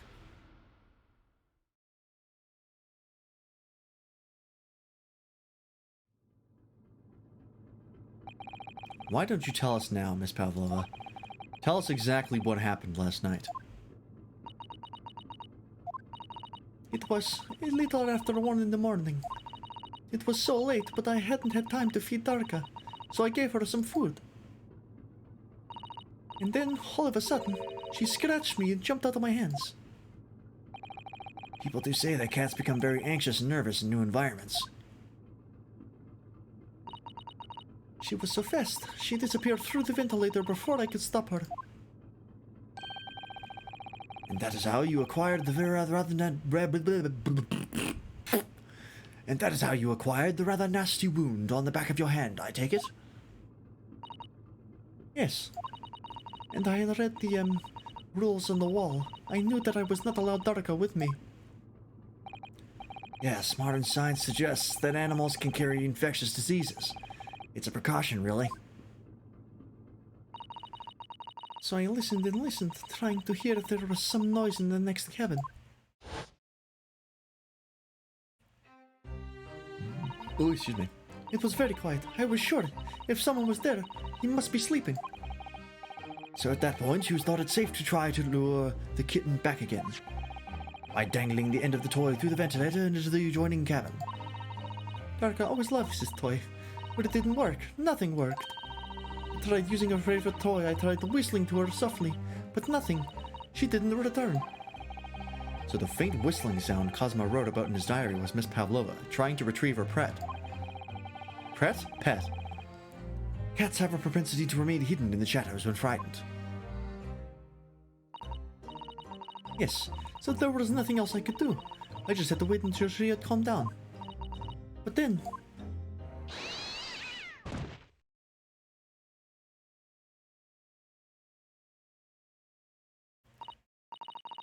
I nearly passed out with shock. I heard her cry out, and then... Oh, it was such a dreadful bang. Then afterwards, nothing. It was totally silent. Kazuma was...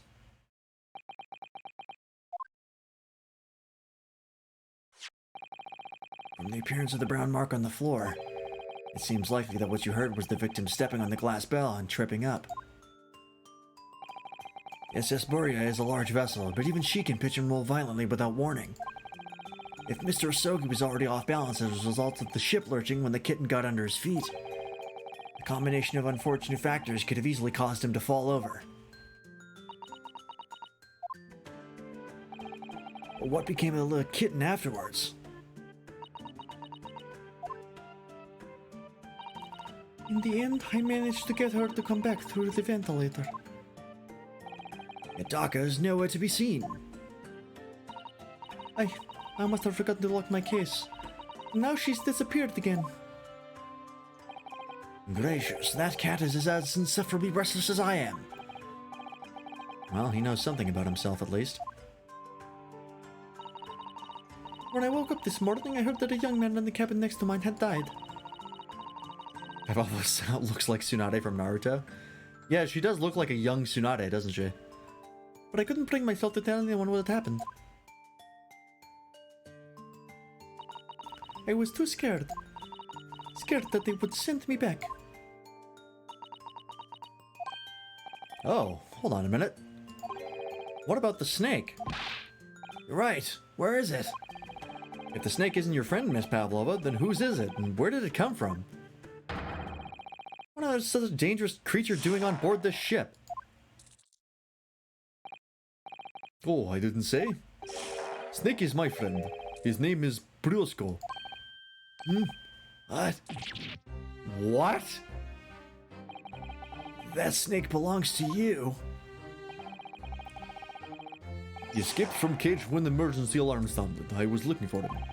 I did not expect to find him in here. Yes, how did that snake get into this cabin? But animals are not permitted on board. Huh, we were at sea for 1 year. You want to be so long without a close friend? Without someone who understands? Couldn't you find someone a little more human who understands you better? But my dear bully fellow, a gargantuan venomous snake. Surely you can appreciate the danger of putting everyone in. No venom. Rose Gold does not have venom. He is harmless, very long, but very gentle. He's adorable, like Granny. It's venomous. Yes, now he is hungry, so he's in bad mood. But once I freed him, you will see big smile. And you feed him, what, milk, I suppose? Huh, like they say milk chickens? Ridiculous. Snakes that drink milk are already in stupid stories. Roscoe eats mouses. Big fat round mouses. Ah. Oh, so... is that what the mousetrap in the passageway out there is for? Of course. How else can I catch my friend's favorite food? Nothing says top of the food chain like that look in their eyes right now.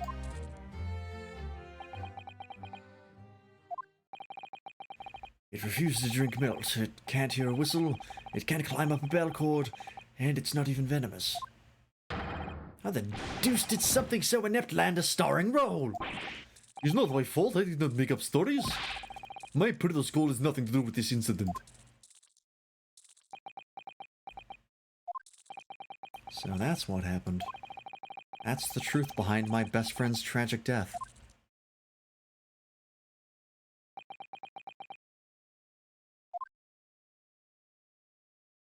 Just a straight up fucking accident.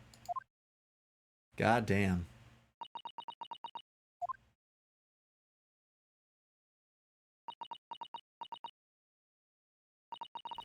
Miss Pavlova, I understand the difficult situation you found yourself in. and I do sympathize. But please remember this. A young man lost his life. If you're going to attempt to cover up your guilt with lies, then no matter what the circumstances, I cannot forgive you. But What are you talking about, Miss Mikotoba? What lies? Miss Pavlova just confessed everything. Yeah, but she tried to. Well, unless she didn't try to frame me, that was someone else. It was just a series of unfortunate events, an accident.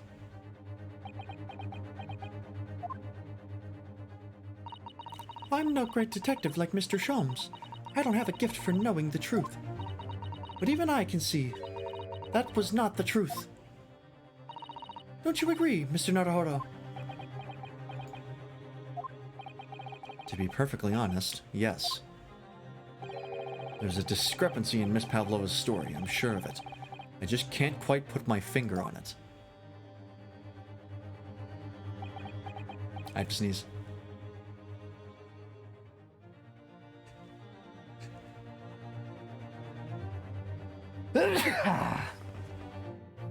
Ooh, excuse me. I confess. I was intending to let Scotland Yard deal with any outstanding issues on this matter. Oh, I'm only present here for a very specific reason. The truth is, you, Mr. Naruhodo, are simply a distraction. a distraction? I do hope you've not been finding our shackles too uncomfortable. Oh, for fuck's sakes. Not again. When did he do that?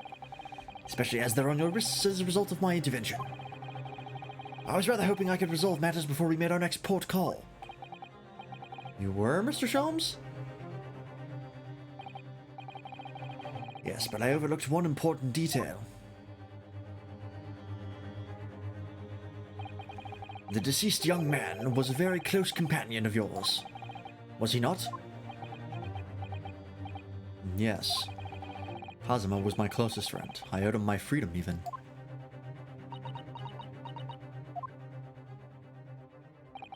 In that case, we must follow this to its conclusion.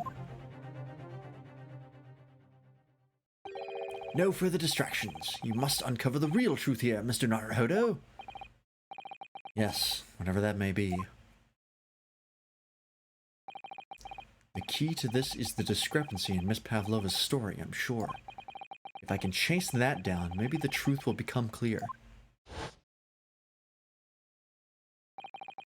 The truth about how you really died. About that scene, about how that scene in your cabin really came to be.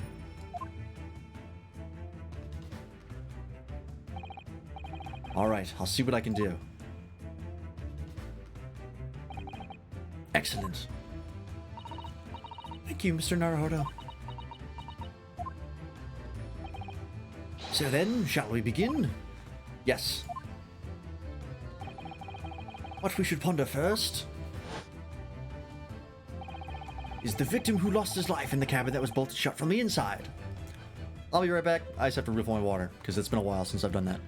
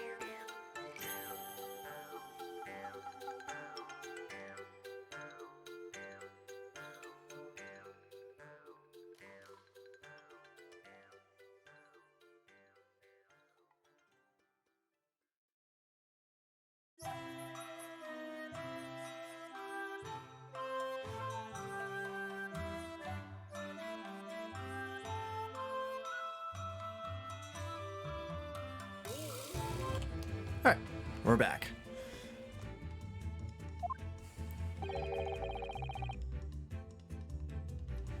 Was this truly an unfortunate accident? Or was it in fact no accident at all? That is what we must establish in the first instance. We've already established it, haven't we? The man tripped over the kitten that had climbed into his cabin via the ventilator. Tragic, yes, but still an accident. Hold it! Wait, let's just take a step back. It doesn't make sense if that's really what happened, does it? I'm going to have to ask you to spell it out for me, I'm afraid. Yes, it's starting to take shape now. There's a clear contradiction between the facts and Miss Pavlova's story here. The evidence is right there in Kazuma's cabin. It's undeniable. His death couldn't possibly have been a mere accident. Really? Is it the written message? Let us show our hands, Mr. Naruhodo. Time to present the evidence. Evidence that proves unequivocally that the victim's death was no mere accident. It is this, right? It's the message. Yes! So she didn't mention writing that. The truth is clearly recorded in this photographic print. There's no way that Mr. Asogi could have left this message on the floor. That script, it's Russian, isn't it? Indeed it is. The word written means wardrobe. I see what you mean. Most people would leave a dying message in their native language, Japanese in this case. But maybe he was studying Russian. It is a simple language. He could have picked it up very fast. That doesn't seem likely. That's actually not the point. It makes no difference whether he knew Russian or not. Sorry? What do you mean? Exactly what I said before. There was no way that Mr. Asogi could have left this message on the floor. And the reason why is clearly explained in here. Damage to the cervical vertebrae resulting in instant death. Instant death.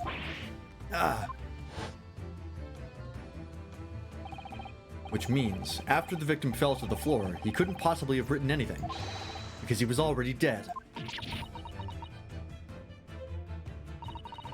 That's not the only reason either. There's something else we found in Mr. Asogi's cabin.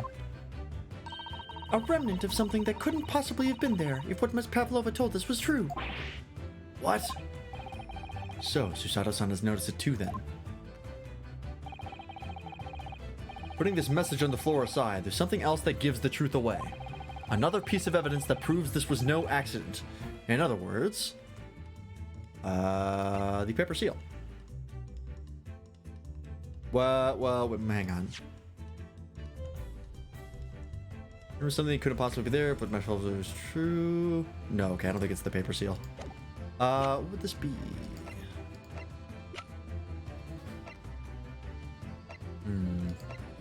This maybe?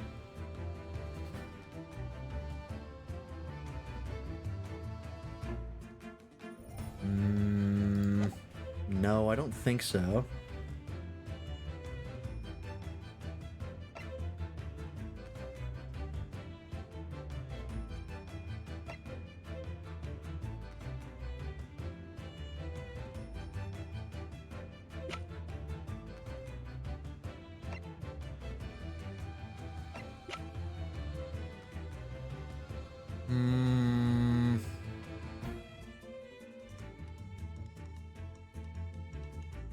I'm not sure what it is, actually.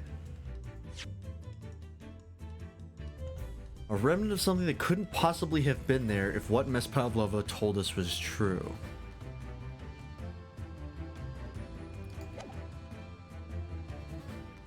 So, the current story is that he tripped over the cat and died. He hit his head. What in the room makes that impossible? I don't think it's the paper seal. Because that wasn't even mentioned.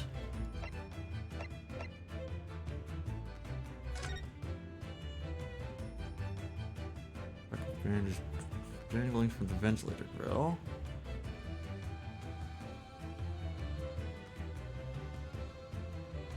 No, that wouldn't be it. That doesn't disprove anything.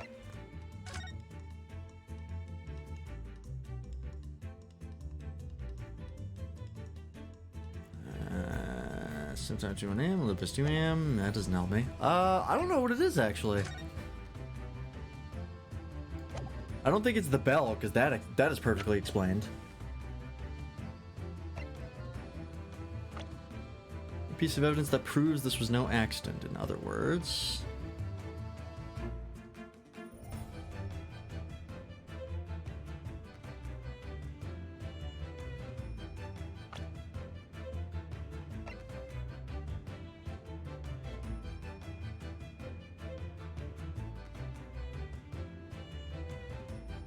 Written in purple ink.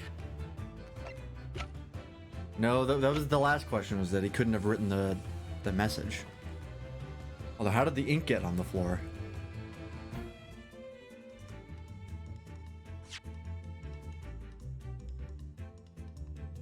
A remnant of something.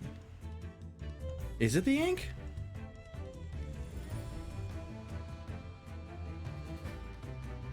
Because there's no explanation for how the ink ended up on the floor. I mean, I can try it. I have 5 lives currently. I'll give it a shot. Yes! Nope, that was not it.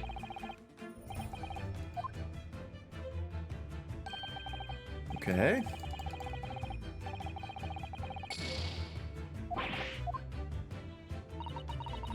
There's no accident, then what we should be looking for is one of 2 things. Either the absence of something that you would expect to find at the scene of an accident, or the presence of something you wouldn't. Most completely put, my dear madam. Ah, I see. I confess you rather languid I see doesn't fill me with confidence, Mr. Naruhodo. Don't worry, Mr. Naruhodo. I believe in you. Well, more than Mr. Sholmes does, anyway. Yes, it's starting to take shape now. There's a clear contradiction between the facts and Miss Pavlova's story here. Evidence is right there in Kazuma's cabin. It's undeniable.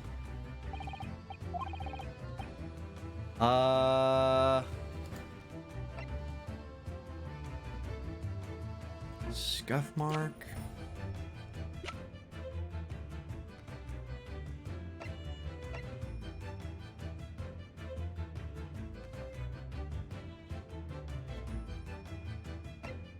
Is it this mark on the floor?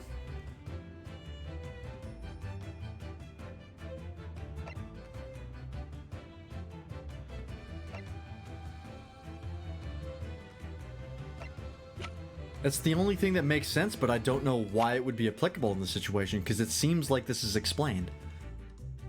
I can try it. I'm still pretty good on lives, but if this isn't it, then I might do a panic save. I'm gonna go for it. See what happens. Okay, apparently it is. This piece of broken glass next to the mark on the floor. That's the glass bell the kitten had around its neck. You already know all about that. It was broken in half when the victim tripped over the cat and fell. So we already have a satisfactory explanation. Where's the flaw in that logic? Unfortunately, there is a very big flaw. A fatal flaw. What? That's really what happened. Then how did one half of the bell end up back here in this cabin? Oh, that's... yeah, duh. Fuck, I didn't even think about that. Because the door was locked. Ah. Yes, remember that we found the other half of the glass bell in that waste paper basket. Would you care to explain that, Miss Pavlova? Well, no. Both these pieces of evidence clearly point to the same conclusion. Now, when Mr. Isogi died last night in his cabin, there was someone else in the room. And that same person deliberately arranged the scene to disguise the truth, in order to cover up his or her own guilt. Ah! Yes, there was someone else present in Mr. Isogi's... Who the fuck was that? We're wasting time. Oh, it's Stroganoff. Someone else was in there? Duh, of course, we know this. What are you talking about? Bookcase was bolted shut from inside. There was no way in or out. Oh, yes. And the only other person in cabin when Youngstown died was you. Yes! It's true, I was in the cabin when it happened. was shut inside the cabin wardrobe, to be precise about the details. But I don't know Russian. There's no way I would have left that message. Not would have. There's no way you could have left that message, to be precise about the details. Would you mind? Oh, forgive me, my dear fellow. As I was saying, the person in question wrote the word wardrobe in Russian on the floor in an attempt to incriminate me for the crime, even though I had been asleep in there the entire time. And then the same person picked up the broken glass bell that had fallen to the floor, for fear of it becoming evidence that would show how Mr. Osogi really died. Well, why wouldn't this person have taken all the pieces of the bell away? Leaving half behind was always going to raise questions. Yes, well, It was past 1 o'clock in the early hours of the morning. The cabin would have been quite dark. The single small lamp suspended from the ceiling would barely have cast any light on the floor there. Did I wonder then that the culprit failed to notice a fragment of the tiny item? You all suspect me, don't you? oh. It's a Seaman Stroganoff. Nina is woman of sea. She is daughter of strong sailor. 2 years ago, they noticed her dancing skills and she went away to join ballet company. But before, she was dancer on the ship, a member of ship's band. Do not accuse ship's angel of being criminal. Ah, so that's it. You say that when young student died, Nina was there in his cabin. But that is not possible. I give you my tooth. I give my tooth. Well, this is all most interesting. And why would you give your tooth, pray? How can you be so sure? You are a great detective. You should know. Look truth in eyes. Cabin bulkhead was bolted shut from inside. Nobody could go into cabin. Not Nina, not anyone. Or you want to tell me that killer can walk through locked doors? Nit! It's impossible. Ah, he's right. But wait, I've read about this in detective stories. People often tie thread around door latches so they can open and close them from the outside. Thread? Are you stupid? These bulkheads are not barn doors. Certainly not. These are watertight doors, as one would expect to find on any modern steamship. Constructed of heavy steel with not a gap in sight, no threads or needles or magnets could have been used. No, of course not. I thought so too. But Mr. Naruhodo suggested it earlier, so... Sato-san, how could you shift it onto me like that? So Seaman Stroganoff has a valid point. The cabin door couldn't have been bolted shut from the outside. Not necessarily. What? I put it to you that I could bolt this cabin door without laying a finger on it. And in this very cabin, you can see the traces of the method I have in mind with having been used before. I don't believe it. Well, Mr. Naruhodo, I believe you know what I mean, don't you? Way to shut the bolt of the cabin door from the outside. One way does spring to mind, yes. Do you really know what Mr. Sholmes means, Mr. Naruhodo? Yes, and so should you. Because we've seen it happen. Indeed we have. So, would you care to do the honors, Mr. Naruhodo? Point out the telling signs of the method that was used to slide the cabin door bolt across from the outside. It's the knocked over books, because the ship stopped. Oh, okay. Doesn't give me a detective or anything. Look at the bookcase there. See how all the books and things on it have toppled over? That must have happened when the ship made its emergency stop before. Yes, that's right. It's a very powerful vessel after all. When the engines are thrown into reverse, a violent jolt goes across the entire ship. Any small objects that aren't fastened down are bound to fall over.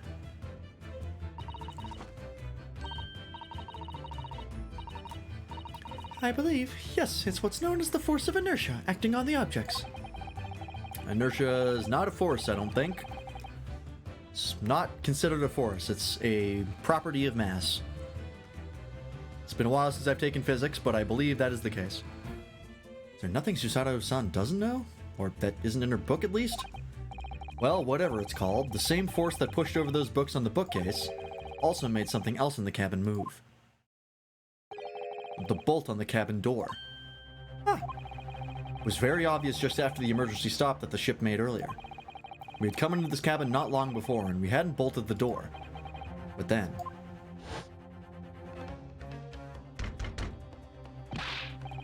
Hello, is anybody in there? Shout if you need assistance. Oh, that sounds like... Inspector Hosonaga. Oh, yes. That's it. When the ship stopped suddenly, the bolt flew across and locked the door. Yes, it's made of metal, but it's small and light enough to be moved by the ship's sudden change of speed. Or the force of inertia, if you want to call it that. Are you trying to say that last night, after Mr. Asogi was killed?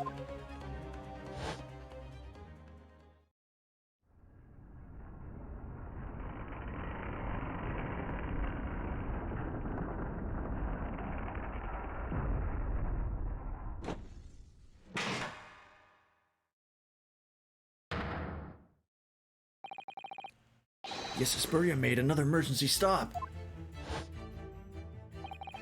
When I woke up this morning and looked around the cabin, I thought it looked a little odd.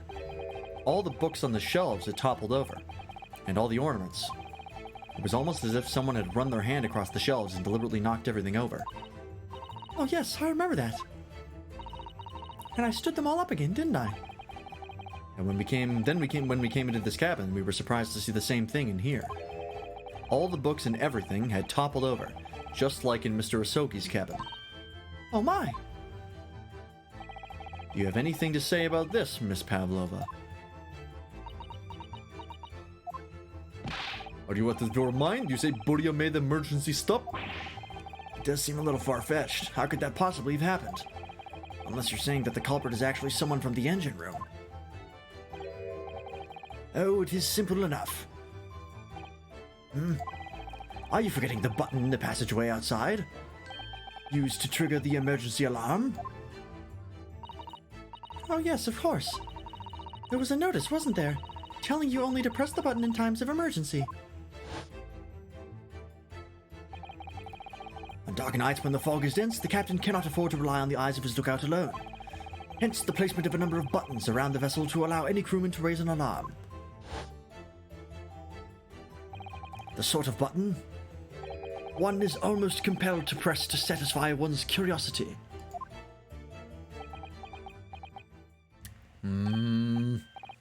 Wait, it was you.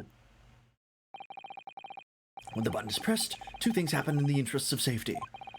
The emergency alarm bell rings and the vessel comes to a complete stop. As indeed it did a little earlier today. We gotta get you some ice, man. Jesus. He's just been sitting there with the shit kicked out of him for like 30 minutes. Probably longer. Mr. Sholmes, surely it wasn't you who... As I always say, a button has but one purpose in life. To be pressed, whatever the occasion. Sounds almost proud of himself. How dare you mess with ship? I will report you to Captain. You are in much trouble now. Now, I'm sure all that can wait until later. Let us not overlook the fact that we have now learnt a valuable lesson. When the vessel makes an emergency stop, the bolts on the cabin doors slide closed. So, what we must now consider... Yes, it all comes down to one thing now. Last night, after what had happened to Mr. Asogi, did the ship make an emergency stop, or did it not? You are idiots. Buria is a huge ship with many passengers, so if we make emergency stop even in the middle of night, there will be chaos everywhere. What are your thoughts, Mr. Naruhodo? Well, it's certainly possible that some kind of emergency happened last night, because all of us hit our heads. Every single person has a splitting headache and nobody can explain why. We have evidence to support that idea. Really? What evidence, Mr. Naruhodo? Fascinating. Do show us, my good man. What evidence promotes the theory that some emergency gripped this vessel last night? It's the logbook. It's because, there were no... All the logs stopped after 2 a.m. so something must have happened to get the guy away from his post. Yes! Seaman Stroganoff, it's your duty to patrol the first-class area of the ship, isn't that right? That is correct. Why? In the ship's log here. This would be where you record the details of your duties. What are you doing with that? That is mine. Ah, you rather carelessly left it atop the little makeshift bureau in the passageway out there. But as responsible passengers, we took it into our care without a mind to return it to you later. I left it there on purpose. That is where I put it always. The point is, looking at what you usually record, it's clear that under normal circumstances, you write the phrase "nothing to report" every 30 minutes. But from 2 o'clock last night until first light this morning, nothing was recorded at all. Nothing recorded in the log. That is... because nothing happened. But if nothing happened, you would normally write "nothing to report," wouldn't you? Well, indeed so, which tells us that shortly after 2 a.m., something happened here aboard the SS Beria.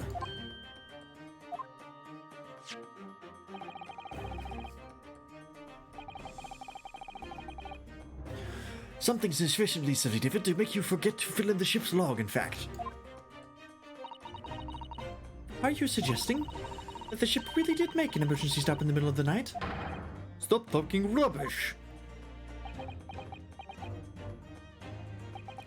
If I'm perfectly honest, I find that a little hard to believe myself. Oh? Why? Well, because if something as major as an emergency stop really had happened, surely all of us would have noticed. That's very true. Thanks to the emergency stop we experienced earlier, we all know what it feels like now. The ship lurched so violently, and the alarm bell was so loud. I can't imagine that anybody would sleep through that, even if it had happened in the dead of night. Well, no, that's a good point.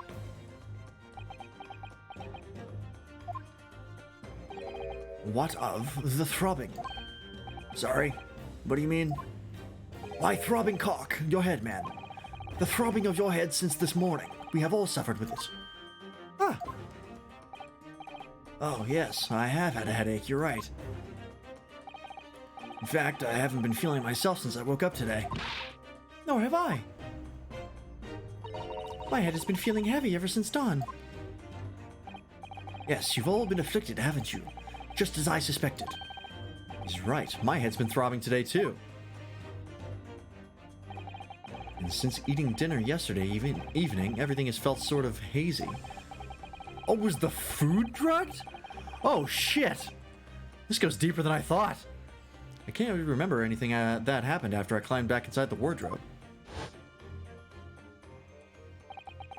Then the first thing I noticed this morning was the throbbing pain in my head. I had already been dragged out of the wardrobe and had those handcuffs put on me by that point.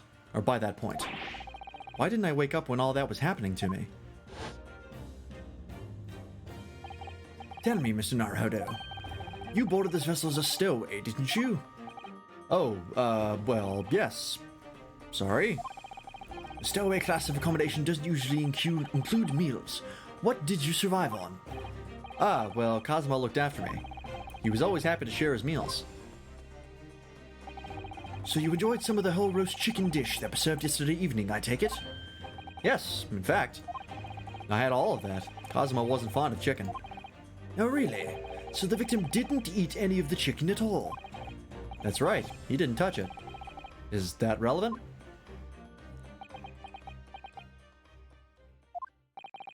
My dear fellow, does that not strike you? Oh, Mr. Sholmes, do you mean to say that there was something wrong with the chicken? I do. No. Really? Is that really true? The meals prepared for the passengers last night had been tampered with. Tampered with by the addition of a soporific designed to induce a very deep slumber in those who consumed it. So I'm gonna dig into my leftover rotisserie chicken? Do it, man. What's stopping you? A sleeping drug. Do you mean whoever did this laced every meal with a sleeping drug so no one would notice the ship's emergency stop? Mr. Naruhodo, Of course that's not what Mr. Sholmes means. What a far-fetched idea. Precisely. I'm drawing. Duty calls. Lacing every meal of every passenger on board with a soporific drug would certainly be impossible. Unless, that is, every single member of the crew was a conspirator. What? Mr. Sholmes! Mr. Sholmes, Mr. Sholmes, calling Dr. Sholmes. Mr. Sholmes, I mean, you're not a doctor. You're not smart enough. Well, Seaman,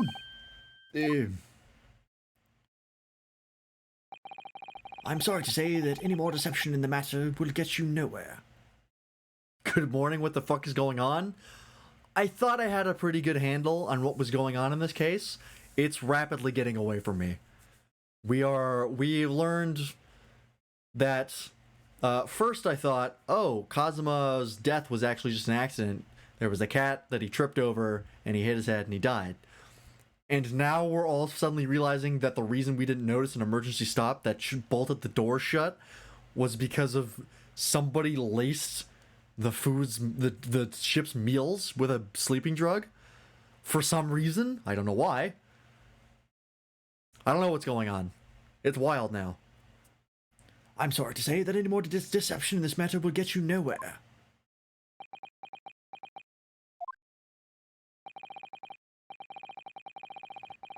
If you refuse to talk, there would have to be an inquiry made through the shipping company, of course. And were that to happen, every member of the crew, and the captain himself, would be hauled over to the coals for aiding and abetting a renegade.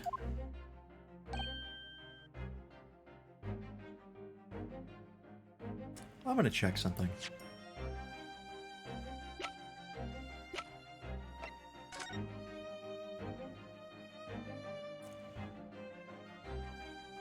You know,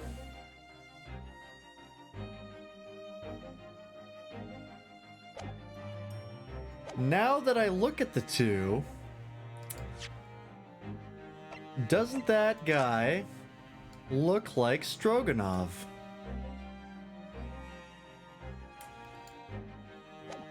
Huh. Interesting.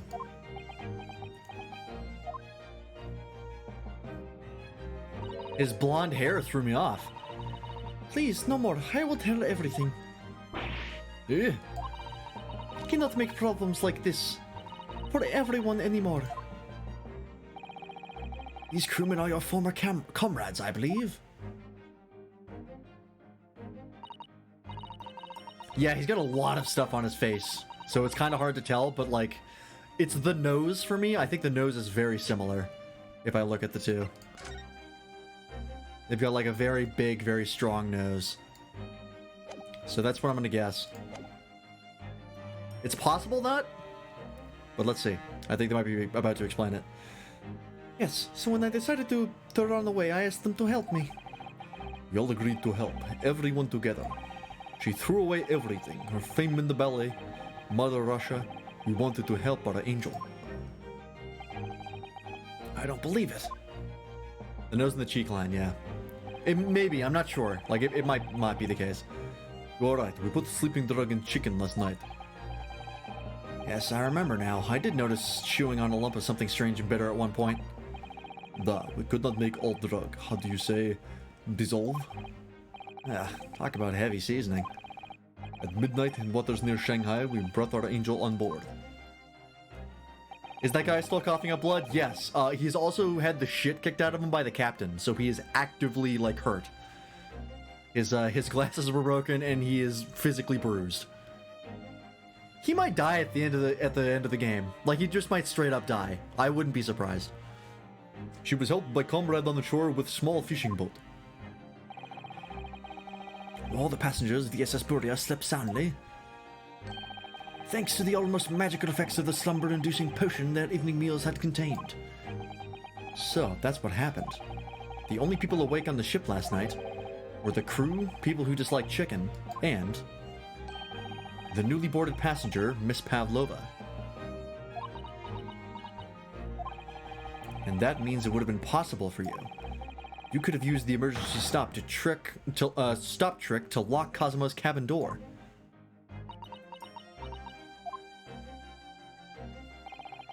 how does that make sense? Surely every cabin door would have ended up locked in that case, and there would have been complete chaos. Oh, I wouldn't say so. What? Ah, of course. Just like us, all the other passengers would have eaten their evening meal of chicken in their cabins, after which they would have been overwhelmed by tiredness because of the sleeping drug. Quite. And accordingly, all passengers were already in their cabins for the night. Yes. The overwhelming majority of passengers would habitually sleep with their cabin doors bolted anyway. So not one of them would have found it remarkable to find the door locked in the morning. In summary, in order to fasten the bolt of a single cabin door on the ship, the culprit brought the entire vessel to an emergency stop in the early hours of the morning.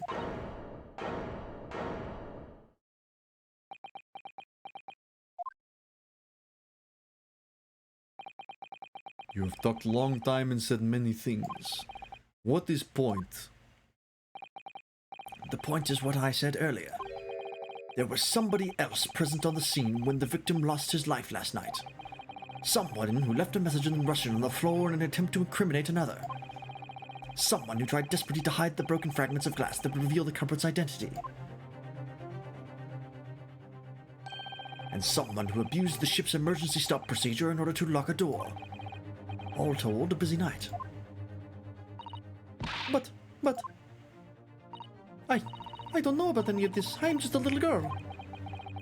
You like to speak with your long English words and explain their clever ideas. But I am sailor, and sailors don't listen to long boring stories. We don't believe. Sailors like me, we trust only what we see with our eyes. A laudable trait. What? I'm quite of the same disposition, my good man. Observation to me is everything. Mr. Naruhodo, Oh, yes? do you hear it? That accusatory cry of guilt on the wind? What's accusatory cry of guilt? Sorry, you've lost me. Proof of involvement, man. But you can't hear such a call with your ears. No, you must hear it with your eyes, for observation is the basis of all deduction. What are you talking about? I believe the time has come. For one final logic and reasoning spectacular, to expose the truth. Another one? So, Mr. Naruhodo, your assistance if you please. With what exactly, Mr. Sholmes? With observation, my dear fellow, just as I said, of these two... What the fuck is that word? Oh, this Sholmes guy's a crackhead. Yeah, this guy is absolutely on drugs 24/7. You missed the part where he was just hanging off a coat hook, like, on the wall. For no reason. He was just there. Of these two prevaricators. Observation? And if you remember, Mr. Naruhodo, we know that someone tried to fabricate evidence, don't we? By tampering with the scene of Mr. Asuki's death. What we're looking for is some trace of evidence that one of these two was there when it happened. Precisely. You are delightfully quick to grasp my meaning. Alright, I'll see what I can see. So we're looking for a trace of evidence that shows someone else was there last night when Kazuma died.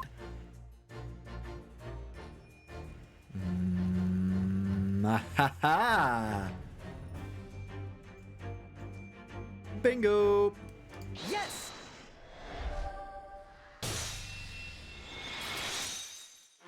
He bumped into the table and knocked over the ink pot.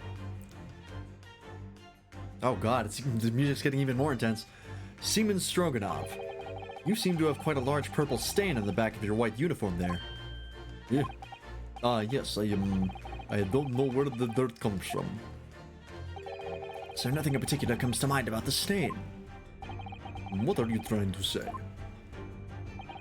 It would appear that the significance of the stain has escaped your attention, Seaman. Allow us to make it plain. It's a very large purple stain on the back of Seaman Stroganov's uniform. I think what made it is clear. Indeed it is. So, Mr. Naruhodo, present the evidence that proves it. My pleasure. Alright then, the evidence that proves what that stain on the back of Seaman Stroganov's uniform really is.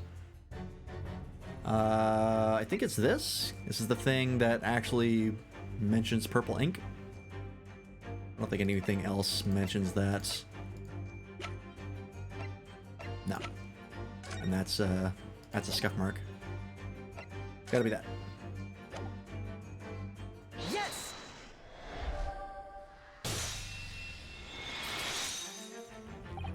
Yes, it's this photograph and the ink it shows. That's what caused the stain on your uniform. Ink? A rather unusual color of ink, purple. The penny drops. At last. Now you see the significance. The Russian word on the floor next to the victim's body was written in purple ink. And the stain on the back of your uniform is ink of the exactly the same color. If the ink had been dry, it couldn't possibly have stained your uniform in that way. Which means you must have been present in the cabin in the moments immediately after the ink was spilt. Alright, yes. It was me. I did it. Everything. I arranged everything in dead student's cabin to make it look like wardrobe man did it. Then I pressed button to make Boria do emergency stop and both cabin doors shut. I did everything so no one would suspect our angel. Beef, please. Don't worry, Angel. Let me do talking. It was after 1 in the morning. I was on duty patrolling passageway. Then our angel came to me. She was white like sheet. Beef, please, you must help me. I went with her. The door to cabin number 1 was open. When I looked inside, I saw student boy on the floor. What happened here?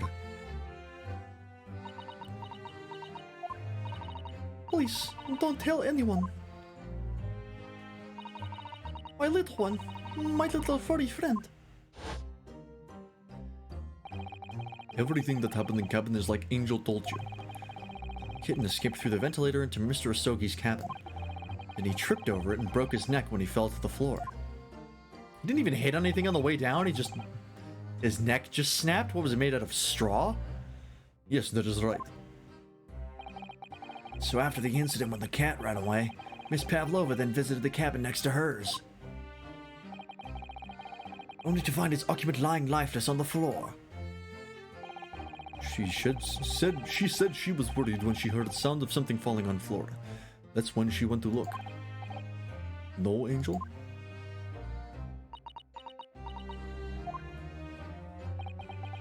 The door was not locked. So she opened to look and you already know what happened after. There's just one thing, if you wouldn't mind. What? When you went to Mr. Asoki's cabin, Miss Pavlova, was he already dead? Why? I already told you.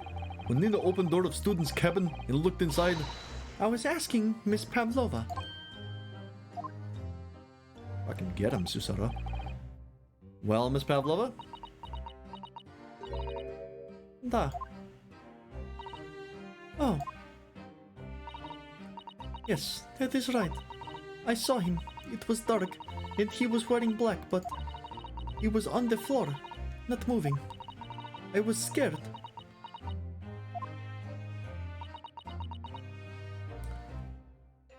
Wait a minute.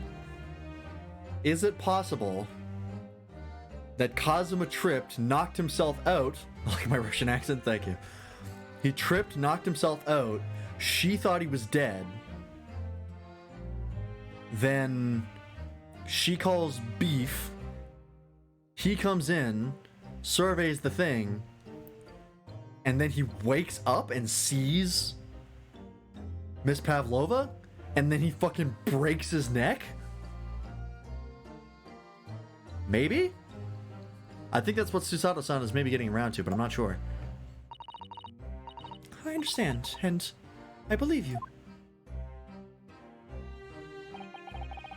So is that finally it now? Have we discovered the real truth about Kazuma's death at last? Because it seems weird to me that he would just fall over and die. Like, that doesn't seem right to me. Ah, something very nearly slipped my mind. Oh, Mr. Shelms? This photograph? Yes, I took this myself, you know. The cause of death was a broken neck. Therefore, the victim died instantly. In the unfortunate incident that precipitated these events, a kitten on which the victim stumbled. However, if those are the facts, there was one particular area in this photograph that seems to me somewhat unnatural. What do you mean, unnatural? What are your thoughts on the matter, Mr. Naruhodo? Oh, well... If Kazuma tripped and fell, and by some terrible stroke of bad luck broke his neck, which part of this photographic print seems unnatural? The message? Unless it's his neck, which should be like all fucked up because it's broken.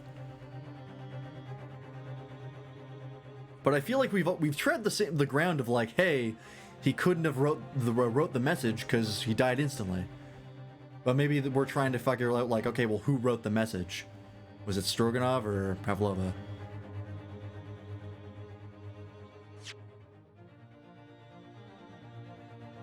Tripped and fell and somehow remember his neck.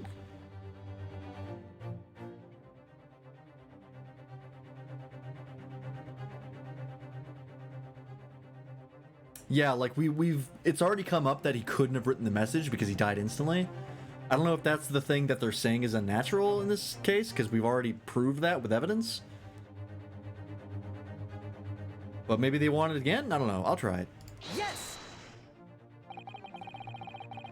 Okay, they are going through the exact same steps again. Okay, that's weird. We're treading the same ground. This word in Russian clearly wasn't written by Kazuma. So if you're looking for something unnatural, that's the obvious point. Very true. It is certainly peculiar, but it's not what I meant by unnatural, I'm afraid. Oh, okay, so this was a red herring. That particularly crass detail was orchestrated by the culprit. I mean to identify another point. Oh, I see. Imagine, if you will, losing your footing yourself. In my opinion, if you landed as the victim appears to have done here, it would be most unnatural. I'm sure you'll reach the same conclusion. How thoughtful you are, Mr. Sholmes. Thank you for your gentle guidance.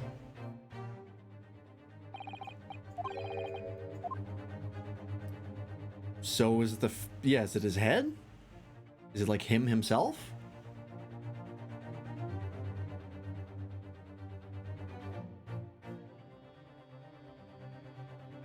Because he fell forward. We'll try it. Yes! Nope, I missed. I think I had to target his back.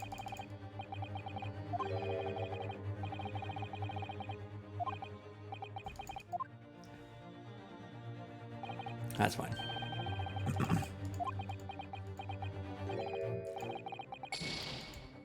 Alright. Lost another life, that's fine. Word written in a foreign language underneath his fingertip, surely. No, we already talked about that. That particular cross detail was yada yada yada. Nope, my stream bitrate just imploded. So that is not you. It is decided to be extremely crunchy. Give it a sec, it'll come back. Okay, so I guess I have to target his back.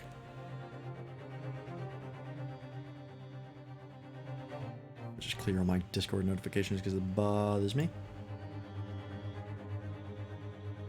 Cool.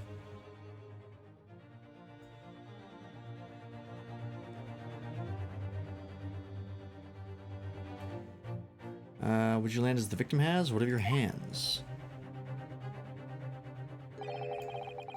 Sort of fellow who stumbles with some regularity. This should be. Oh, is closed fist. I see. It's his fist. Yes! go back to installing Divinity Original Sin. Yeah, if the bitrate for my stream like tanks, it's probably my internet. I don't think it's ever been the case where it wasn't my internet. Alright, if he really fell due to an unfortunate accident, then this fist just doesn't seem quite right. Oh yeah, Toaster, you got it. The exact same thought occurred to me. In a fall, one's instinct is to open the palms flat. Yet here we see the victim with his left hand tightly balled into a fist. Almost, you might say, as though he were gripping something. Huh. What do you mean? Simply that I took the liberty of investigating the victim's fist a short while ago. You did?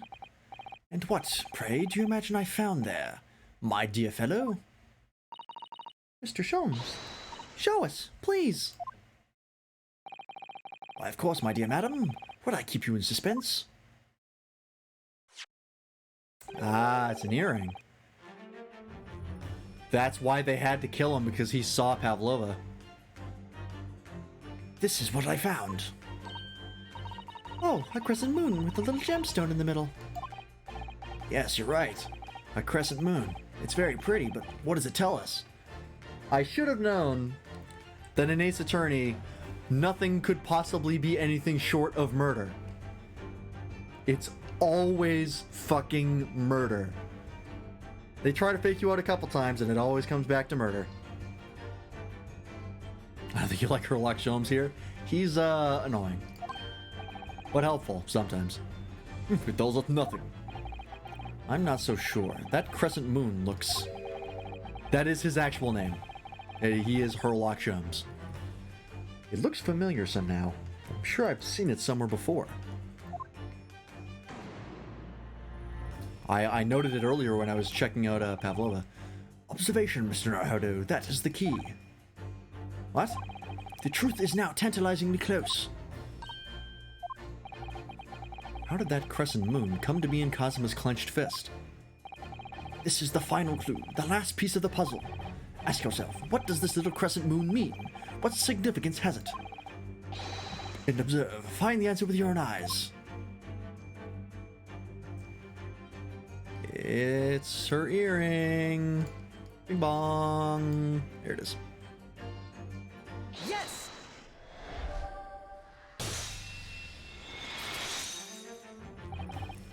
Miss Pavlova, on your ear there, I see you have a crescent moon as well. Ah! What? And on your other ear, there seems to be a crescent moon missing.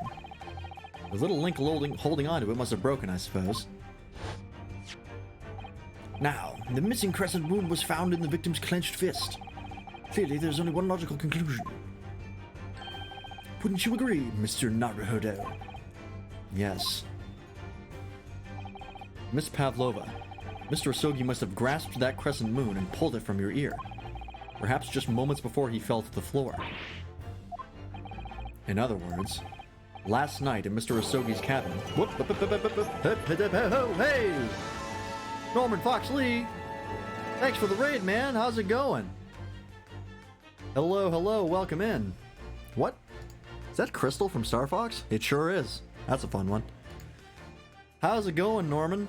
Welcome everybody. We're playing The Greatest Attorney Chronicles. Ain't that neat? Let's get you a shout-out, shall we?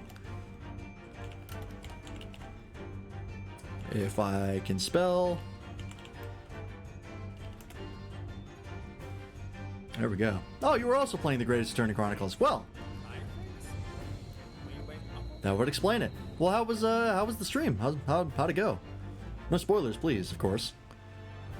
Middle of the night. There's 9 episodes? Or I suppose you're in the second game, right? So you're like almost done the game? Or the full Chronicles? Unless there's 9 episodes in the first game, because I mean, Jesus. Well, that's super cool. Hopefully that went well. For those of you, end of the second, okay, makes sense. Well, welcome everybody. My name's Freelance. As you can see over here. Right now we're playing the Great Ace Attorney Chronicles. I do a lot of stuff. I play a lot of games. I played a lot of Final Fantasy XIV. Then we played some Monster Hunter Stories 2. We play a lot of stuff. Whatever happens to be fun. And then on Saturday I build Gunpla, which actually I have one right here. I can literally just pick it up and show it to you.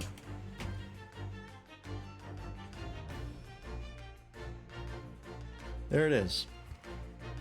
We finished this up last Saturday, not the Saturday before last, which is the Master Grade Strike Freedom. And we do that on Saturdays. Right now we're building the high grade P Bondi HG Zabanya final mission version. It's more like second part than separate game. That makes sense. Put that back. Alrighty, well, welcome everybody. Let's continue on, shall we? Last night in Mr. Asogi's cabin, you witnessed the moment when the victim fell with your own eyes. In fact, you were quite literally at arm's length from him. But then the question is... Hey, thanks for the follow, Norman. Appreciate that. But then the question is, why did Mr. Asogi do that? Why did he pull your earring from your ear and hold it in his clenched fist during his final moments? Oh no. Angel? No one can protect you now. Please, Miss Pavlova, tell us the truth. Last night, what did you do to Kazuma? Ah. Hit! Oh, is this the breakdown? Did we get it?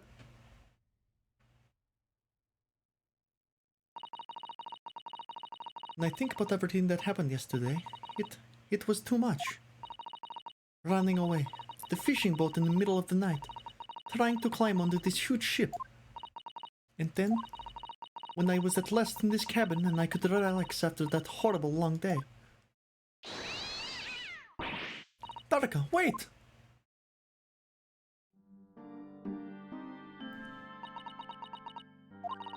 I couldn't believe it when she disappeared through the ventilator. I tried to call her with a little whistle. I tried waving her favorite toy. But nothing worked. Tarka would not come back.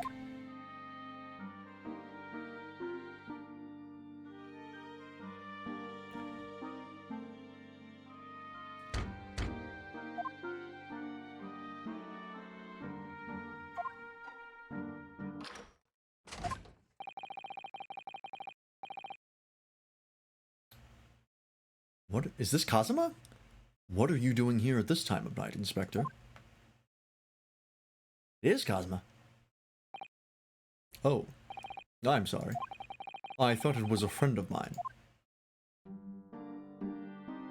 So he didn't actually knock himself out. Young man from your country, he was very polite and kind. He helped me to find Tarka, and he promised not to tell anyone. But then, when I had my friend in my arms again and I was going to leave the man's cabin. Just a moment. Sorry, but... Oh, yes? I'm sure I know your face. I've seen you somewhere before. Ah! Ah, of course. You're Nikolina Pavlova, aren't you? The Russian ballerina. Huh? No, I don't know that name. My heart nearly stopped when he said that. He knew who I was. How could this man from a land in the faraway east know a Russian ballerina?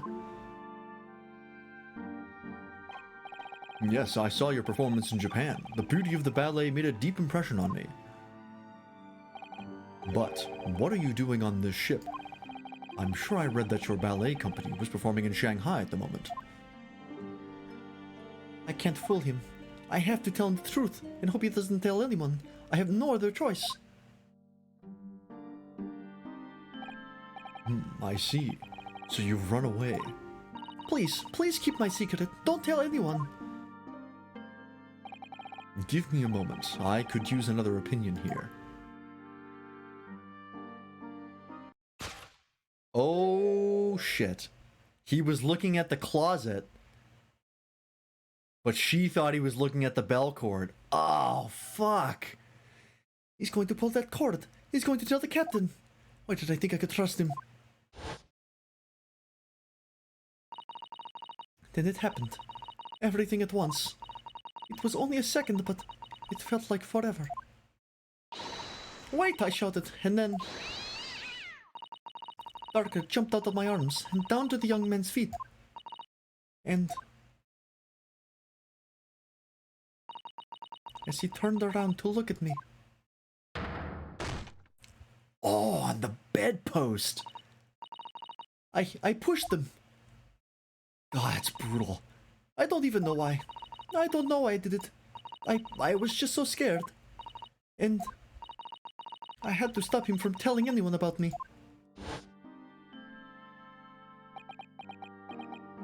God damn. And that's when you went to fetch help. From Seaman Stroganov, who was on duty out in the passageway. I heard Nina cry out and thud on the floor, so I ran to her.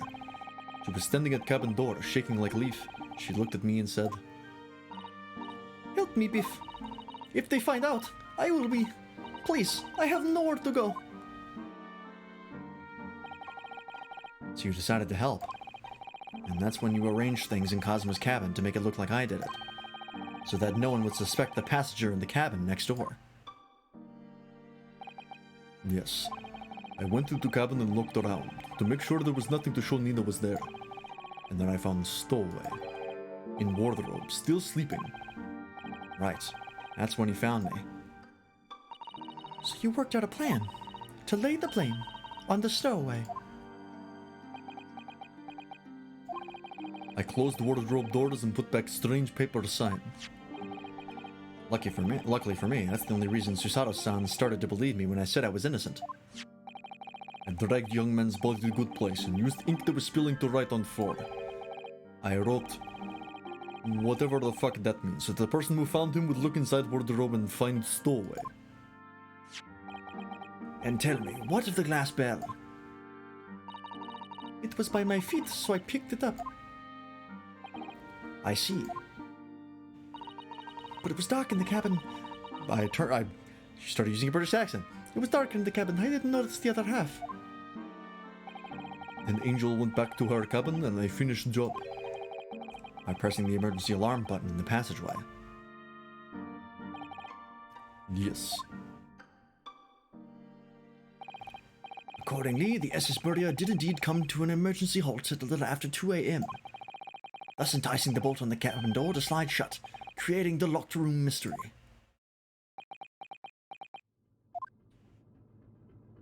Fuck. There's still one thing I don't understand, Miss Pavlova. What? Well, you said that you told Cosmo about the fact that you'd run away from your homeland. And it's because you were worried he was going to tell the captain that you pushed him. Isn't that right? Yes. But even if he had pulled the bell cord and called for the captain of the ship, aren't you friends with every member of the crew? Why would that have been a problem? It was what he said first that made me scared. What he said first.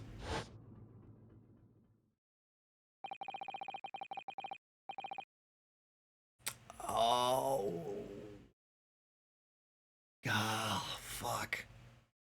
That's so unfortunate. What are you doing here at this time of night, Inspector?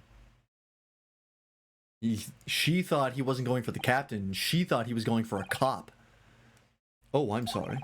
I thought it was a friend of mine. He said an inspector was his friend. Ah, yes, meaning me. We were supposed to be acting as his bodyguard. I thought that if police knew about me, they would arrest me. Fuck. It's like a fucking Rube Goldberg machine of unfortunate events. So before he could pull the bell cord, May I stop you a moment, please, Miss Pavlova? It just doesn't seem to make sense. I mean, was Mr. Asogi really going to pull the bell cord? I don't know. What? What do you think, Mr. Naruhodo? Well, I'm not Kazuma, so I can't know for certain. But he was a man of his word. If he told you he wouldn't give you your secret away, then he wouldn't have done. No, he was walking over to it. He was going to pull the cord. He was going to make them send me back. Well, Mr. Naruhodo, the day's work is not yet done, it seems. There is one more deduction to make. What? Another deduction? Yes, what action was the victim really about to take at that moment? Can we determine whither the young man's gaze was directed? He was looking at the wardrobe. He was trying to talk to me. First, consider the victim's location within his cabin. That's easy. I remember every detail of that room. I mean, yes, I spent quite a lot of time in that wardrobe, but still. That cabin has been my home for this entire voyage. So this is how the cabin looked last night when Miss Pavlova visited Kazuma-sama. Yes, it's exactly how it was. Are you ready then, Mr. Naruhodo? Yes. If there's one thing I've learned today, it's that a simple gaze can reveal all manner of truths. Not only that, in order to draw the right conclusion, you can't afford to be out by even a little bit when you're following the gaze to where it lands. So, when he turned away from Miss Pavlova, what exactly was Kazuma looking at? Oop, oop. That was a little hard to... There we go. He was looking at the wardrobe. Take that! And she didn't know I was in there. Considering everything that had happened last night, certainly it may have looked as though Kazuma was going to ring the bell cord. Yes, however, what is directly beside the bell cord? The wardrobe. The wardrobe? And more importantly, what was inside the wardrobe? The man's great friend, sleeping soundly. Ah! Miss Pavlova, please, think back very carefully. What were Mr. Asogi's exact words last night? Give me a moment. I could use another opinion here. Another opinion. Yes, but not from a member of the crew. No, Mr. Asogi intended to consult his close friend on the matter. To see if between them they might be able to help in some way, no doubt. Oh no. Sadly, we can't know the truth for certain now. It's too late for that. But I wish you had made sure of what Mr. Asogi was looking at. Things may have ended very differently, if you had.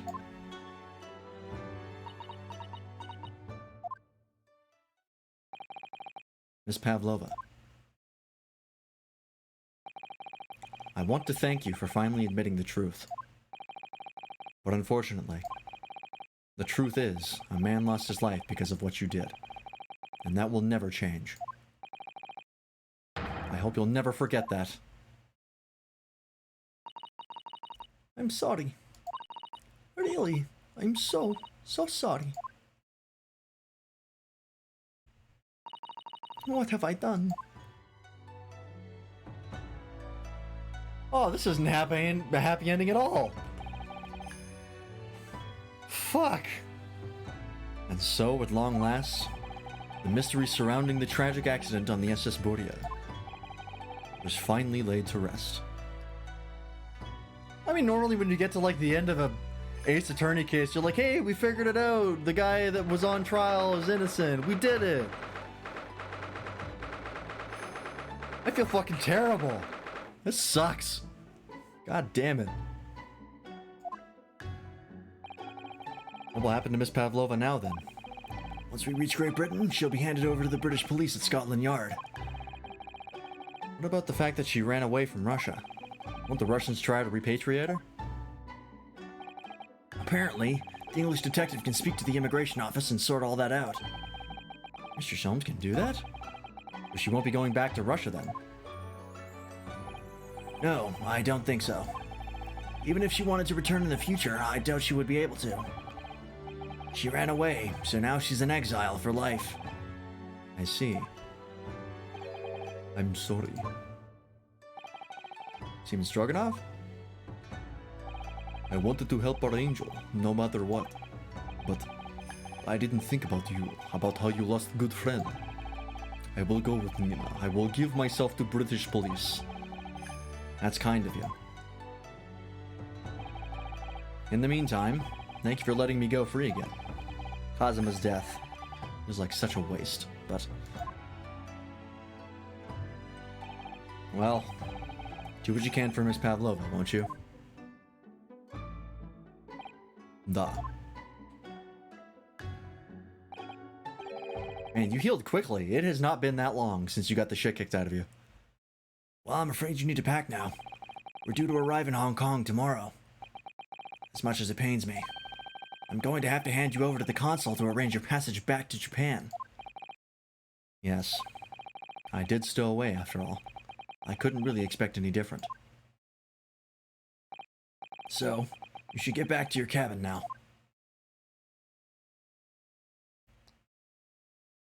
Well, this sucks.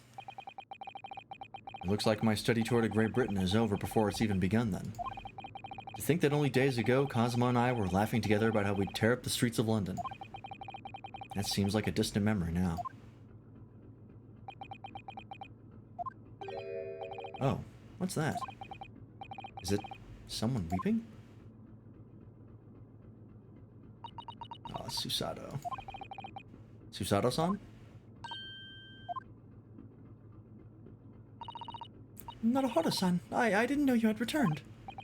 Oh, well, I haven't been back long. Inspector Hosonaga just told me I should pack. You know, ready to leave the ship tomorrow and all that.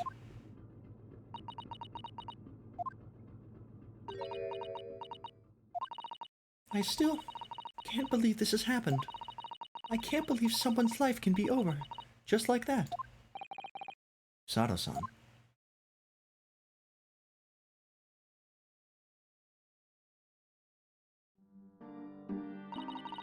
He had such grand ideas for this visit to Great Britain, so many dreams. And now they've been cruelly taken away, just as he has. I thought I could never forgive the person responsible. But now we know the truth. That it was just an accident. Just a silly series of mishaps. It's too much, Naruhodo-san. It's just too much. Yes, I know. Is that Pavlova? Wish there was something I could say. Nope, it's Hosonaga. Inspector. My duty was to see Asogi-san safely to Great Britain. But I failed, and caused his two closest friends great pain and suffering as a result. I have let everyone down. And I will do anything to make up for my terrible blunder. Nobody blames you, Inspector. And I'm free again now.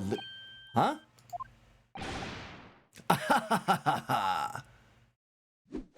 Surprised, Mr. Naruhodo. I actually predicted he would say surprised.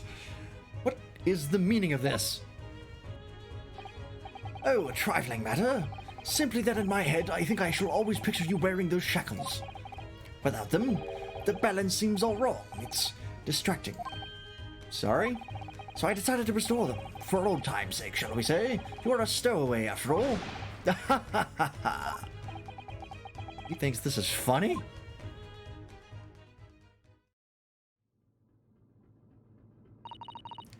Mr. Sholmes.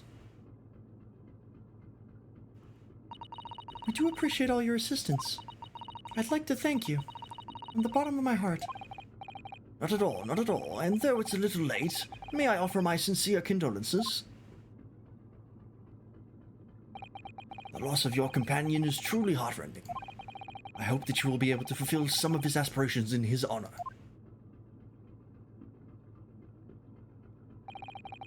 I'm afraid that won't be possible. We shall begin disembarking at the next port, in Hong Kong. We have to return to Japan and make a full report about everything that's happened. What? Wait a minute. It's just me that has to go back, isn't it? I mean, I was the stowaway.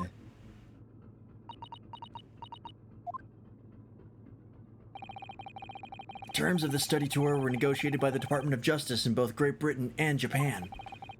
It was to be one lawyer and one assistant. Was to be. In the light of Mr. Asogi's unfortunate death, I'm afraid the study tour can no longer go ahead. It's really the Holmes, unless the killed man in the first case is Watson. They changed it only in English translation due to the copyright. Ah, okay. Interesting. Gotcha. Yeah, because I know this game did have troubles releasing in the West because of copyright, because of the Sherlock Holmes copyright. But I believe last year some of it went to public domain. Not all of it, but some of it. So I believe that helped. Oh no, I don't care for me, but... Poor Susato-san.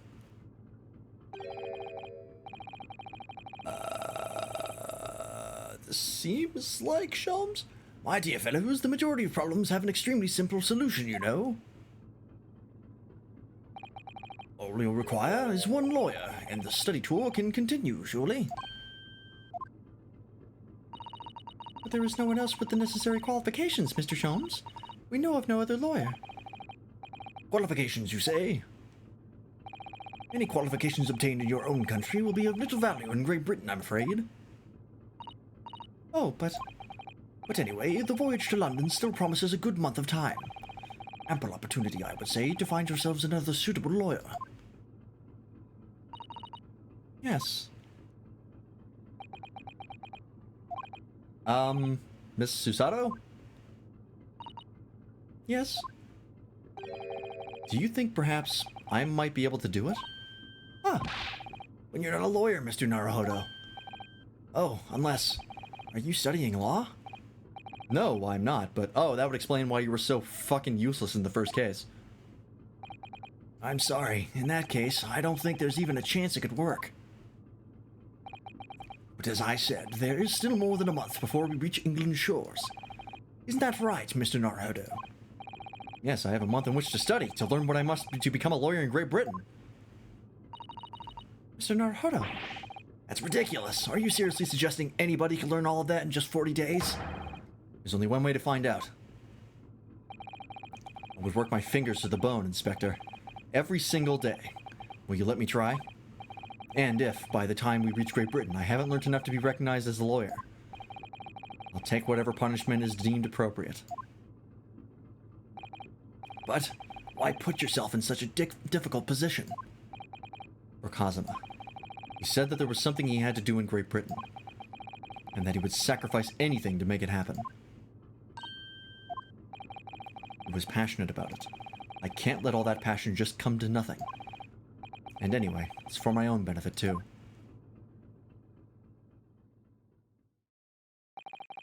I will become a lawyer. I have to. What do you say, Miss Susato?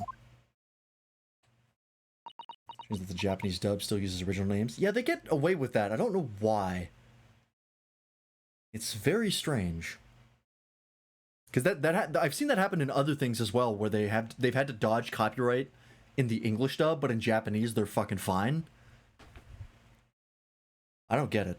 There's some weird legal bullshit happening. Oh my god, a smile? I think it's a wonderful idea. Thank you. So, what does our best spectacled inspector friend say? Are you serious? One lawyer and one assistant. The numbers are indisputable. No, it's madness. Yet fascinating, wouldn't you agree? Fascinating? Duty and rules are the dull routine of existence that we all abhor. Give us interest, give us fascination. Speak for yourself. Besides, qualifications are no measure of a man. What matters is his character, no? And you've witnessed ample evidence of this man's exemplary character today with your own eyes. from the early hours of this morning until this very moment now. Despite contending with the passing of his close companion, and despite the accusation of guilt, this man has shown resourcefulness, intelligence, and above all, courage.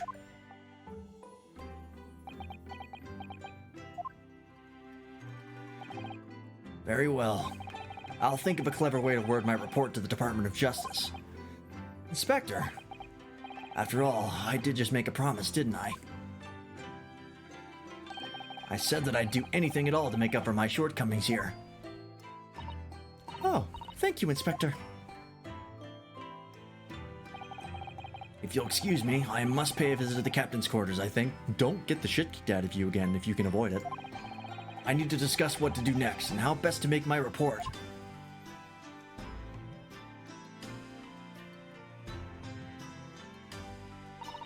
Are you really prepared to attempt this, Mr. Naruhodo? Yes, I'm going to try. I wonder, would you consider teaching me what I need to know? Everything about being a lawyer?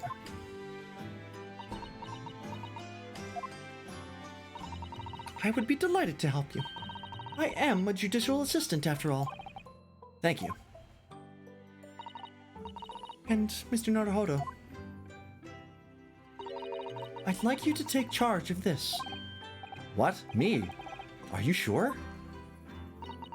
I'm sure it's what Kazuma-sama would have wanted. Its name is Kuruma. It's a great sword that's been in the Yosoki clan for generations. Very well, I accept. I'll treasure it always.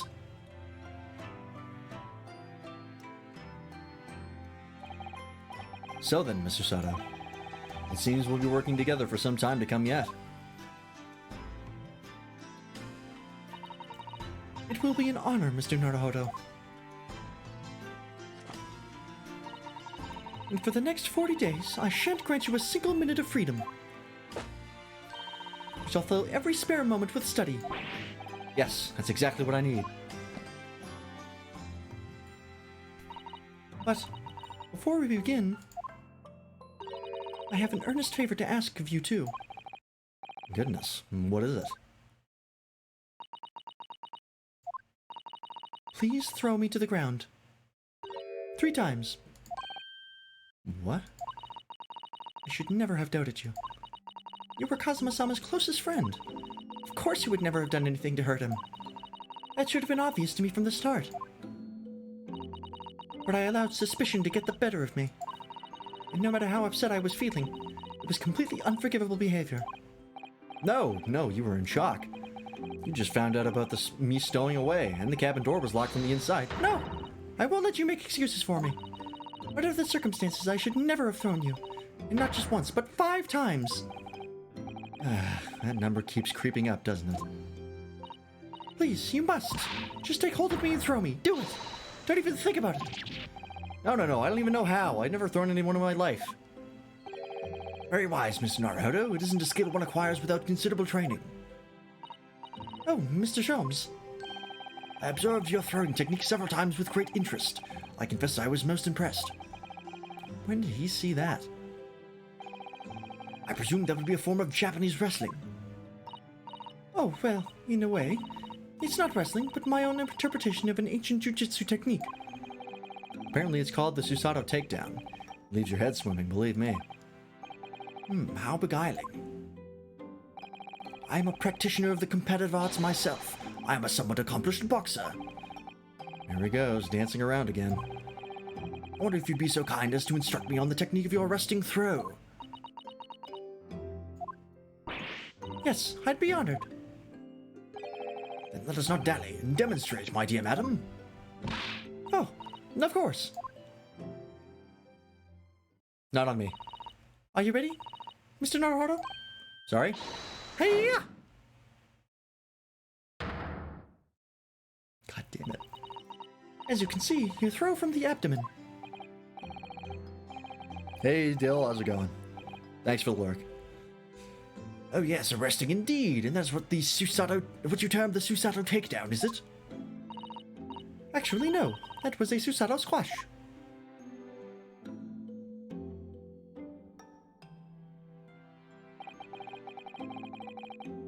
Immediately, it's for lurking. Fair enough, Dill. Take care of yourself. In my groggy state of consciousness, a scene from an evening recently spent with Kazuma flickered into my mind.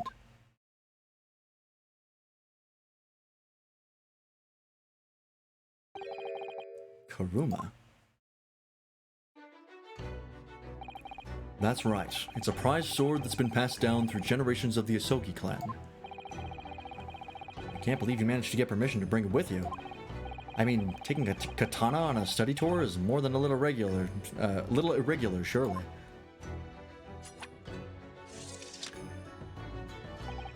A Japanese man's sword is a soul, Ryunosuke.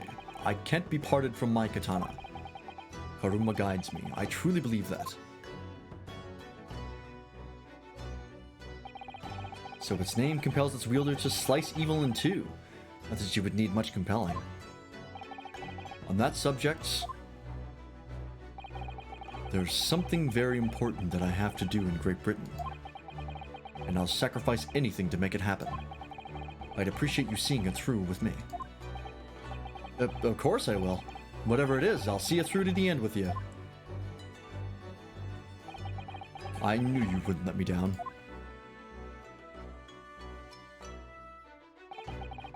That important thing he had to do. I still don't know what that was. But I'm going to see the place for myself and work it out.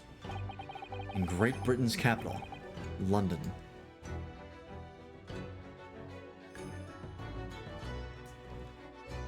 The end. Man, this game is rad. They had a whole, like, they've really broken the formula with this game. Like, now there's, like, that didn't even have a trial section at all. Like, Spirit of Justice, they messed with, like, the pacing, but there was always a trial section. But, this was just, like, pure investigation, which was really interesting. I really liked it. With how this game turned out and how Spirit of Justice turned out, I'm very, very interested in Ace Attorney 7. Because they've got a lot, like, going for them. They've done a lot of good stuff. It was just a tutorial, that's true. Before it was the case tutorial, and that was the investigation tutorial. But even for, like, a tutorial, like, that was very involved. Compared to the other tutorials in the other games, like, that was a lot. Even the case that we did the first time, like, when I was going through that, I was like, this keeps going, and it's very involved. Like, this is a lot. They've really pulled out all the stops for this one. And if Ace Attorney 7 can, like, bring all the good parts of this and, like, Spirit of Justice together, oh man, it'll be so good. Well, we're on episode 3. How many episodes are there? 5, okay. Makes sense. It's usually only 5 or less. The Adventure of the Runaway Room. Alright. We're approaching the end of the stream, so we'll see how far we get in this. Is this going to be on, like, a trolley car? A murder on a trolley car? Glancing over my records of the late last century, I am faced by the events of a certain bitter winter. A murder in a carriage as it sped through dense London fog in the dead of night. Though the victim and the perpetrator were the only ones inside, there were multiple witnesses to the crime itself.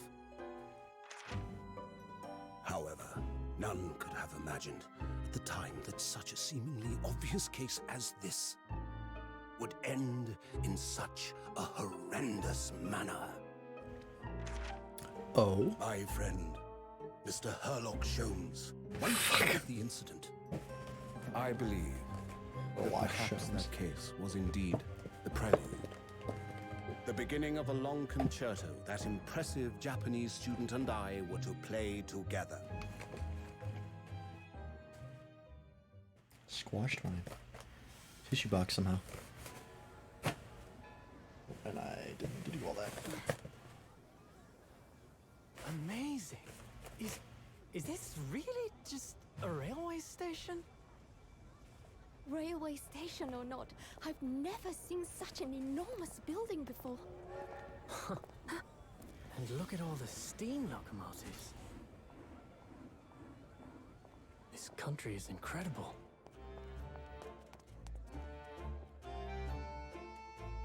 Oh, it's winter. Didn't even realize.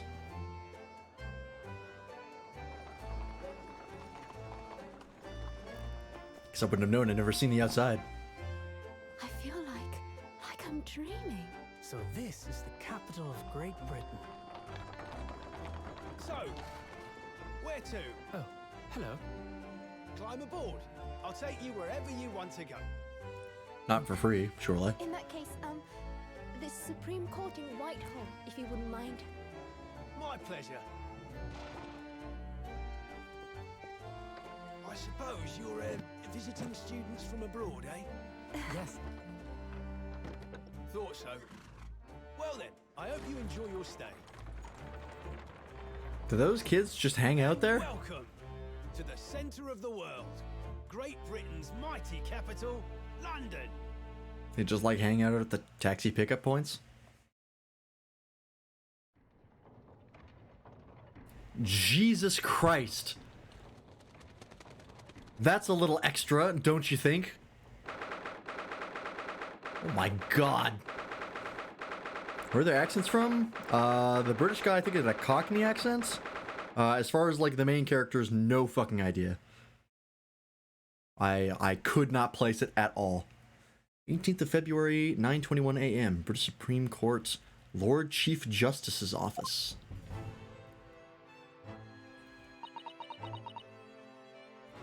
What's all the fucking gears? Is this in Big Ben?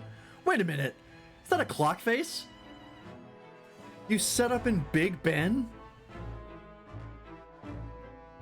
Jesus Christ. And not even at the bottom of Big Ben, at the top. Alright. What an incredible place. It's so imposing. It's almost suffocating. This place is breathtaking. It looks like a fortress. There are some stone buildings like this in Japan now, of course. But they've only been built in the few short decades since we've opened our borders to the outside world. An authentic example like this has quite a different impact, wouldn't you agree? A far cry from the wood and paper most of our buildings are constructed from. It's certainly unfamiliar. But I think there's more to the differences than just construction materials. What is this place again? This is the Lord Chief Justice's office, Naruhodo-san, in the Supreme Court of Great Britain. The Lord Chief Justice. We had instructions to report here at this time, if circumstances were different. We were supposed to let the Lord Chief Justice know that we had arrived from Japan. But Kazuma can't. No. So instead, we are here in a different capacity. As envoys to report the news of Kazuma-sama's death. Yes. And having delivered his or her message, an envoy's duty is done.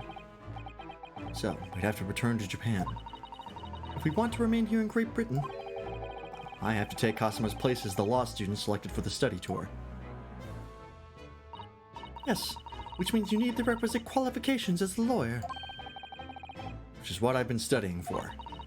Here in Great Britain, it is the Lord Chief Justice who appoints lawyers. So that's the second reason why we're here, to have you officially recognized as a lawyer. It's the only way we'll be able to remain here in London. I hope I'm up to scratch. I imagine this is the Lord Chief Justice. I don't know what this guy looks like. Ah, good morning. Sorry for keeping you. Oh my god. There must be fan art of this character. No way there isn't. Oh. I trust you aren't too exhausted after your long voyage from Japan.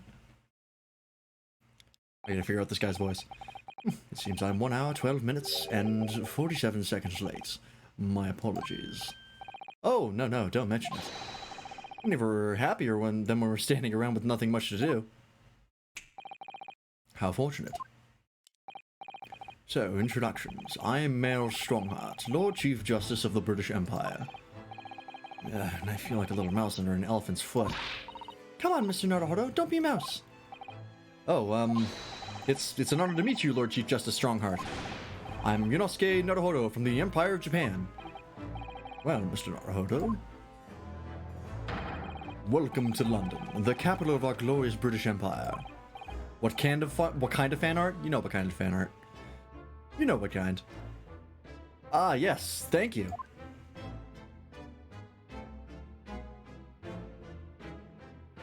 Let us converse. So, what are your impressions of our capital so far? How do you like London? Oh, help. I've been so nervous ever since I got here that I can't remember a single thing about the city. It's simply splendid. Isn't it, Mr. Naruhodo? Oh? His character's on a roll, but I found out upsetting how low his Pico is. As fast as just low. I'll have to look at it again. We had a wonderful scene of some of London's streets from the carriage on the way here from the station. Everything is so impressive and grand. I must say, I'm almost lost for words. Oh yeah, it is super low. What the hell? This man has an incredibly long torso. Yeah, normally it should be like up here. Like it should be like right below the cravat. That is weird. I'm not going to be able to unsee that. I'm glad to hear you like it. The city boasts tramways, piped water and gas, even cables supplying electricity. We spearhead every revolutionary technology in the world. Every visitor to London is astounded. Oh, yes, astounded is the word. Thanks for saving me there, Susato-san. And everyone seems so jolly and full of vigor. Yes. There's much excitement about the upcoming Great Exhibition we'll be hosting here in London. Great Exhibition? It's a corset. That explains it. Cultural and technological achievements. I kept wanting to say advancements, but that's not right. Achievements from around the globe are due to be exhibited here in our great city. It will be the greatest spectacle of its kind in history. It will make Paris's World Fair look like a toy shop. Gosh, I can hardly imagine how magnificent it's going to be. Great Britain's capital city is nothing but magnificent. London is the center of the modern world. Even if you do say so yourself. The sun will never set in our great empire. Perhaps it is fate that in these progressive times we welcome visitors from the land of the rising sun. Hi, can I be a lawyer, please, sir? I'm Lord Chief Justice. I think you were expecting a student of law for this study tour, weren't you? Absolutely. I'm Mr. Kazuma Asogi, if my memory serves. That's right. The British government has already been telegraphed a full report on the situation. I understand the young man lost his life aboard the steamship bound for our shores. That's amazing. The news reached him before we even arrived. My country naturally extends its deepest condolences to yours.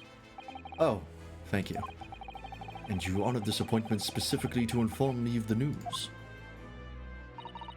Yes. We are here in the capacity of envoys from Japan to report the sad news in person. They tell me you Japanese are people of protocol and courtesy, and I see that is true. It is with some regret that I must inform you. The death of the young lawyer means the study tour arrangement can no longer proceed. If you would just hear us out, Lord Strongheart. What do you have to say, madam? It's about the study tour. Mr. Naruhodo here would like to make a proposal. Would he now? Well, Mr. Naruhodo. This is it then, the moment of truth.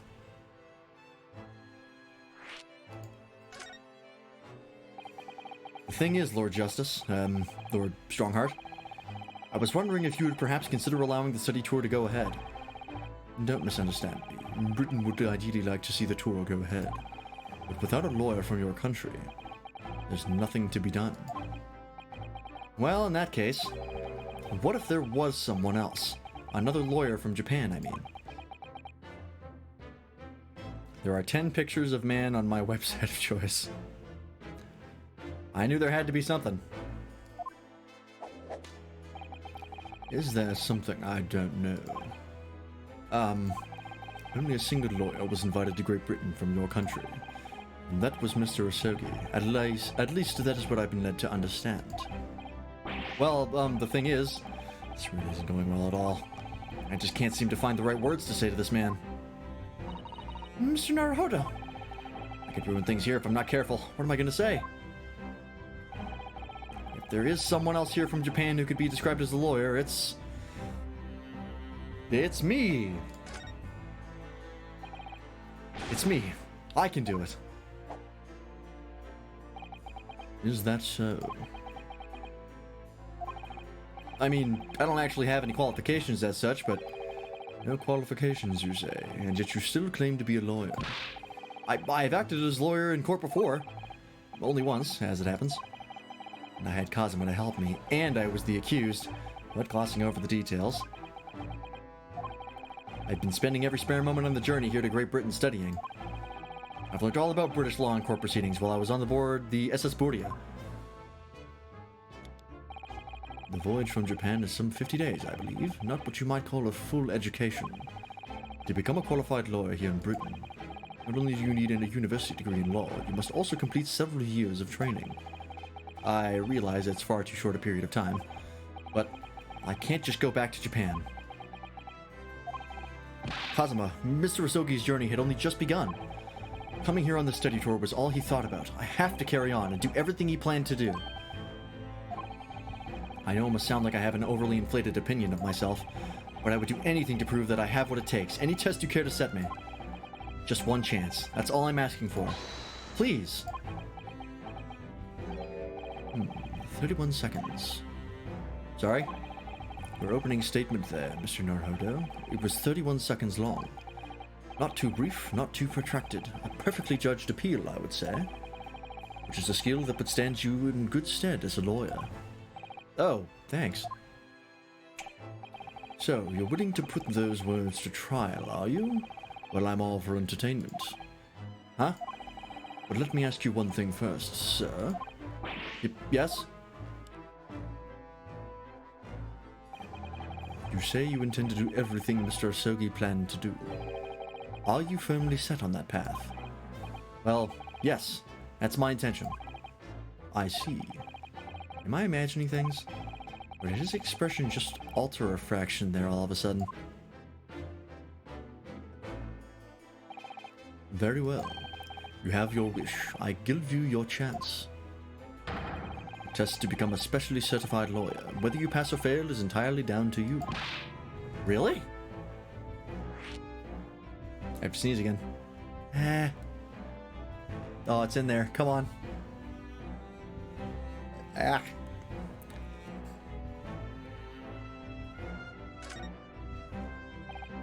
So, what form will the test take exactly?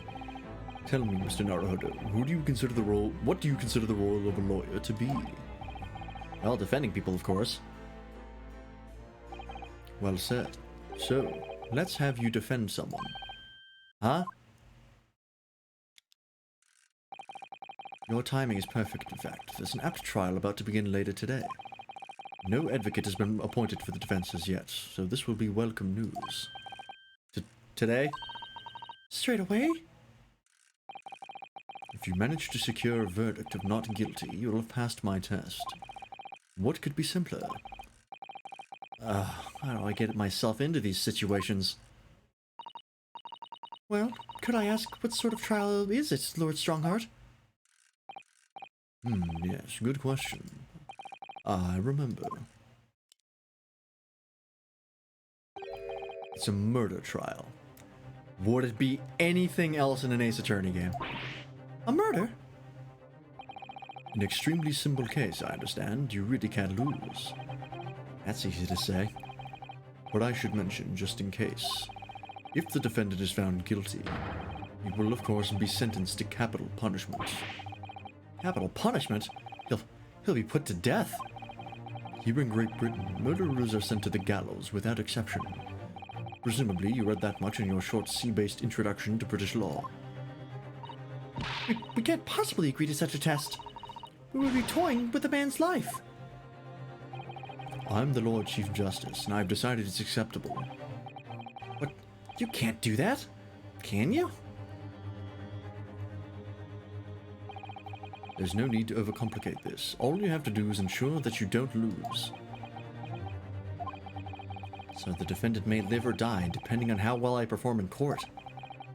I lose. He'll be hanged. Mr. Naruhodo, you've come to me claiming to be a lawyer. Do you like this scene? It's directed by John Woo.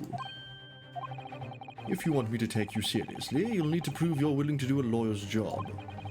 And you say you intend to see through the will of your compatriots, Mr. Asogi. Yeah. I've been in 2 murder trials. I know all about murder trials. I've been involved in 2 as it happens. Who was your trial in those cases? Mind your business.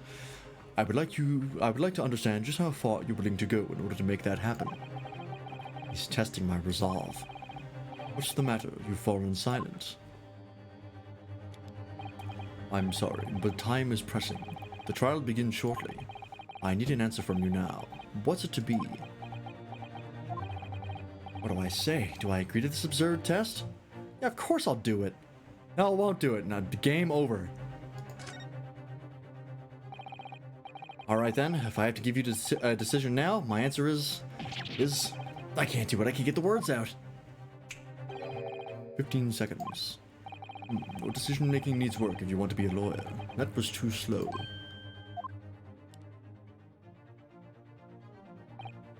So, it's as I suspected, is it? Sorry? You have noble intentions, but lack the resolve to see them through. The test is cancelled. Thank you for stopping by. Go and acquire your tickets for passage back to the east tomorrow. This conversation is over. Yes, Lord Strongheart. Thank you for offering me a chance. Mr. Naruhodo. I'm sorry, Mr. Sato, but what could I do? It's all right. I understand. You do? It's not an easy decision to choose whether to defend a man in these circumstances. But resolve has absolutely nothing to do with it. What are you trying to say, madam?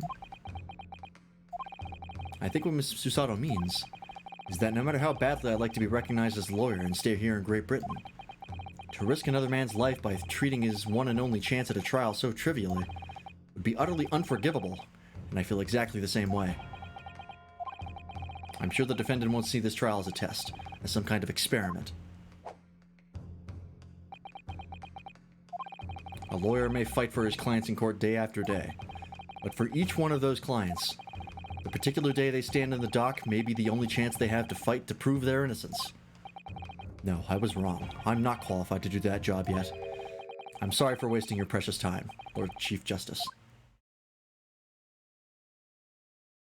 Can you call us back? Yeah! I thought he was a better man than that. Wait, Mr. Naruhodo. Oh, was there something else? It's approximately 20 minutes by carriage to the Old Bailey from here. If you leave immediately, you should still be there in time. But I just said that... I was quite serious in what I told you. The defendant in this case has literally no one to advocate for him. What? At this point, he can't hope to find someone to represent him. The trial will begin without a defense. And if that happens, there's only one possible outcome. You will receive the most severe sentence the judge can pass down. But that's awful. But that is the truth. Why does it have to be like this? Please don't expect an answer to every question. The cold, hard truth of the matter is that there is only one person now with a chance to save this man from a very miserable end. And that is you. I'm really his only hope. So, what do you say now, madam? Me? What do you mean, Lord Strongheart? You said it wasn't an easy decision to choose whether to defend a man in these circumstances, and I agree. But in my estimation, it is purely and simply a matter of resolve. Oh. Our time is up here. I have a meeting to attend. I must leave in 2 minutes and 16 seconds. So, venture into our great city and enjoy yourselves.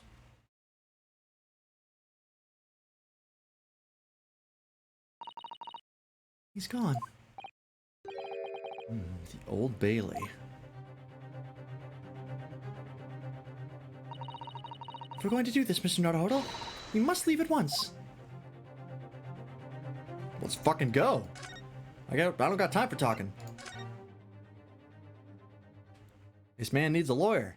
Stat. 18th of February, 9:45 a.m. The Old Bailey. Defendant's antechamber. Oh, thank goodness, we're in time. There's still 15 minutes until the trial begins. I never knew a horse-drawn carriage could go so fast. I thought my teeth were going to rattle loose. Did you hear what I said to the driver when we climbed aboard?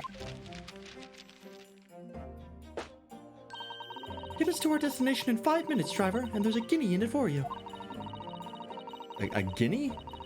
It's one of my favorite lines from the Herlock Sholmes stories, and it worked quite perfectly. I'm not sure why you're so pleased. I thought we were going to die, and we had to pay gold for the privilege.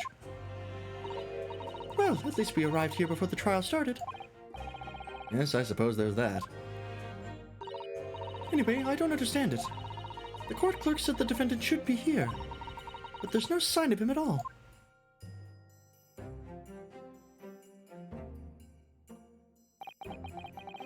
So this is the Old Bailey. Even this room for defendants is to wait in is grand.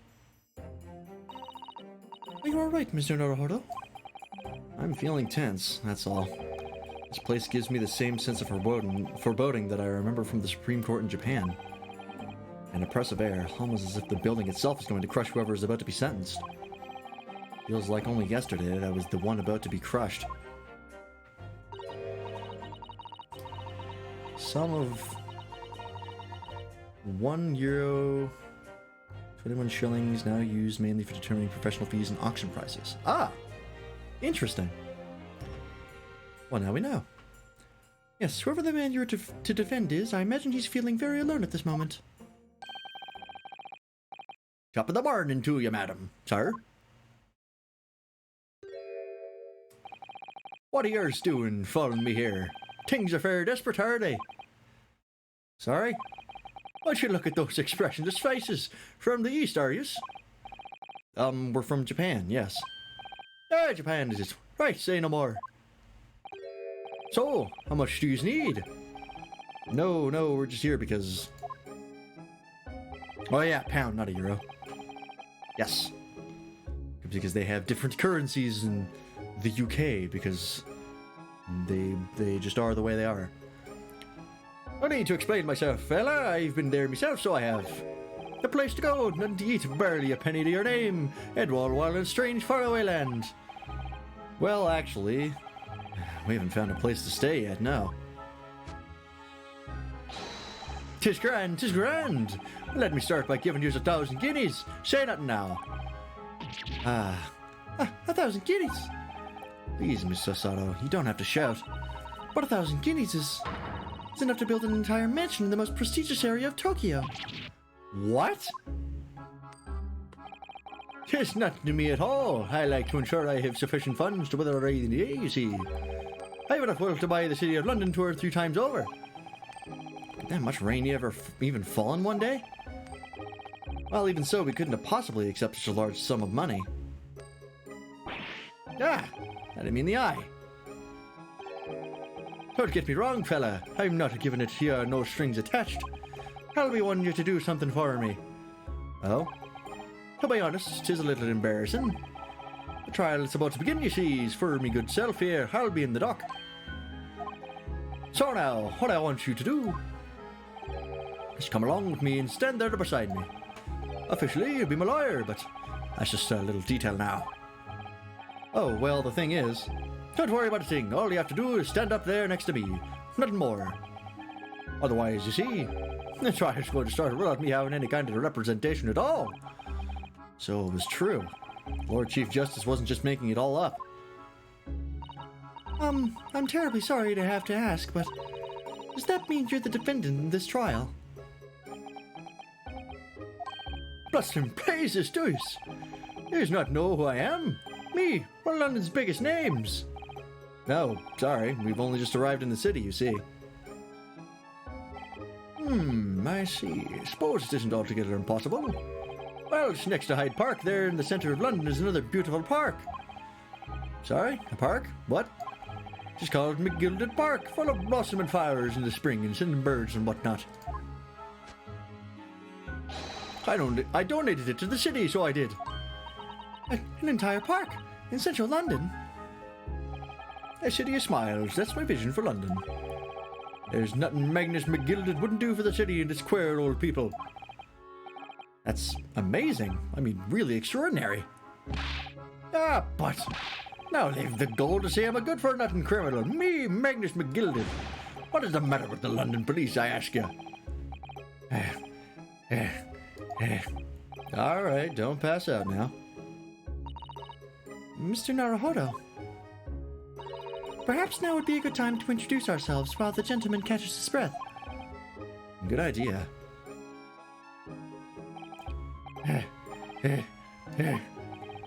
Mr. McGilded, the thing is, we're actually here in London to study British law. We're law students on a study tour from Japan, you see. So, if you don't have a lawyer for the trial yet, and you'd be happy to put yourself in our hands, we'll do our best. What was I after saying, you daft idiot? I've given you 1,000 guineas to stand up there next to me, haven't I? Well, yes, but I wasn't really offering to stand up there next to you. Oh, I think I see what's going on here. Sorry? I know what you're thinking.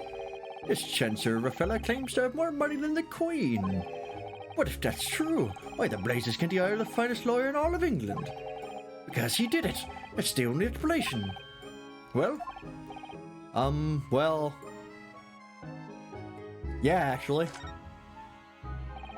Yes, exactly. What now? Well, like you said, if you have all that money, but you don't have anyone to represent you in court, there's no other logical conclusion that you're guilty of the charges.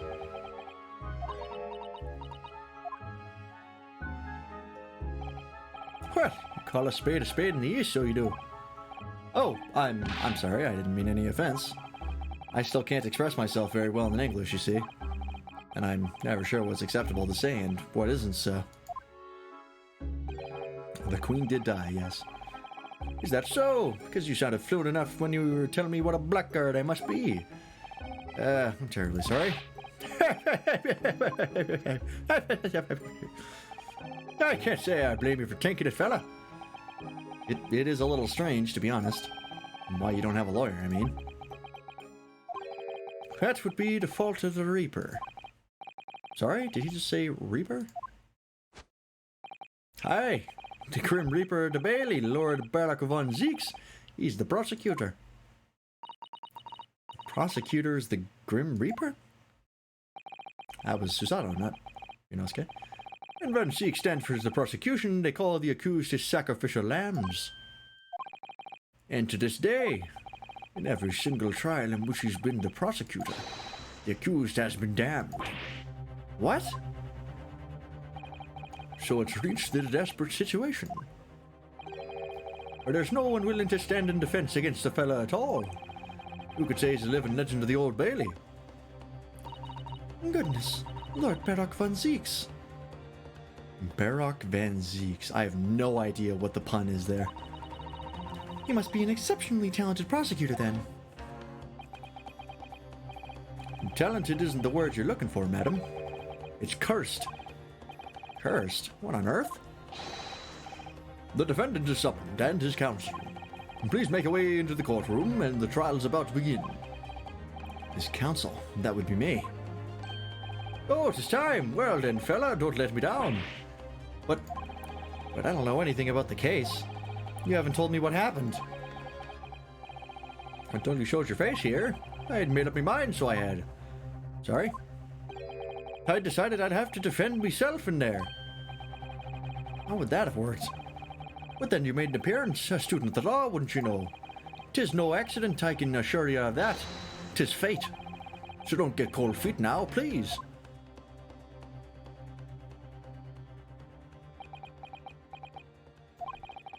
I literally know nothing about the case or about this man who stands accused. In fact, the only thing I do know is that I can't just turn my back on him.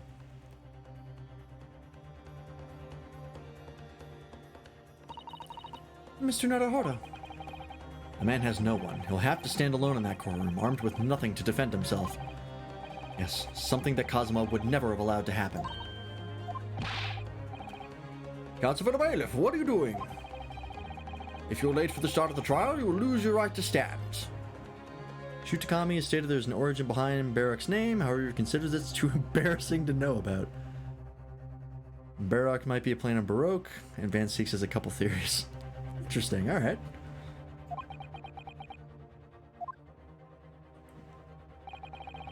I'll be right there. Here we go! It's happening then. My first trial in a British court. I hope you're watching over me, Kazuma. Because I have no idea how I'm going to manage this.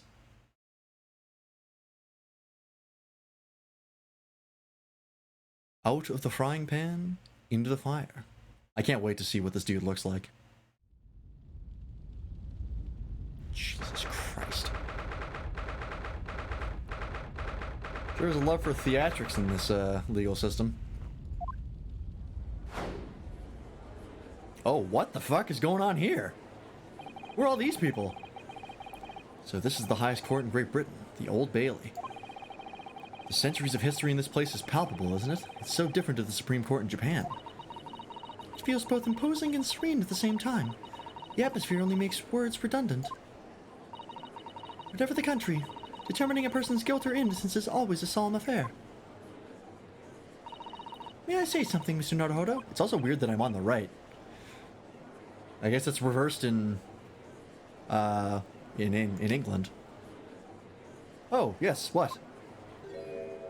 Oh, Christ. Oh, no, I think it's just the way... Okay, yeah. Never mind, they hadn't done the proper camera angle yet. Your eyes look ready to pop out of your head again. I know, but I just can't help it. Oh my god. Dracula, is that you? In the name of Her Majesty the Queen, I hereby declare this court to be in session. We are heard today to what voice am I using for this guy? We are heard here today to determine the guilt or innocence of Mr. Magnus McGilded. I now call upon the counsels for the prosecution and defense to declare the willingness to proceed. I mean, what do I do with this guy? Fucking Dracula? The prosecution is fully prepared. That must be the Reaper of the Bailey. He really does look fully prepared to dispatch his next poor victim to the underworld. Counsel for the defense, you appear to be Eastern. Do you speak English? Huh? Oh, yes, of course. Sorry. Just make noises. But he asked if the defense was ready. And I couldn't be further from ready if I tried. Those eyes. Nope. Those eyes please me, Nipponese. They shroud your fear, your doubt, your trepidation.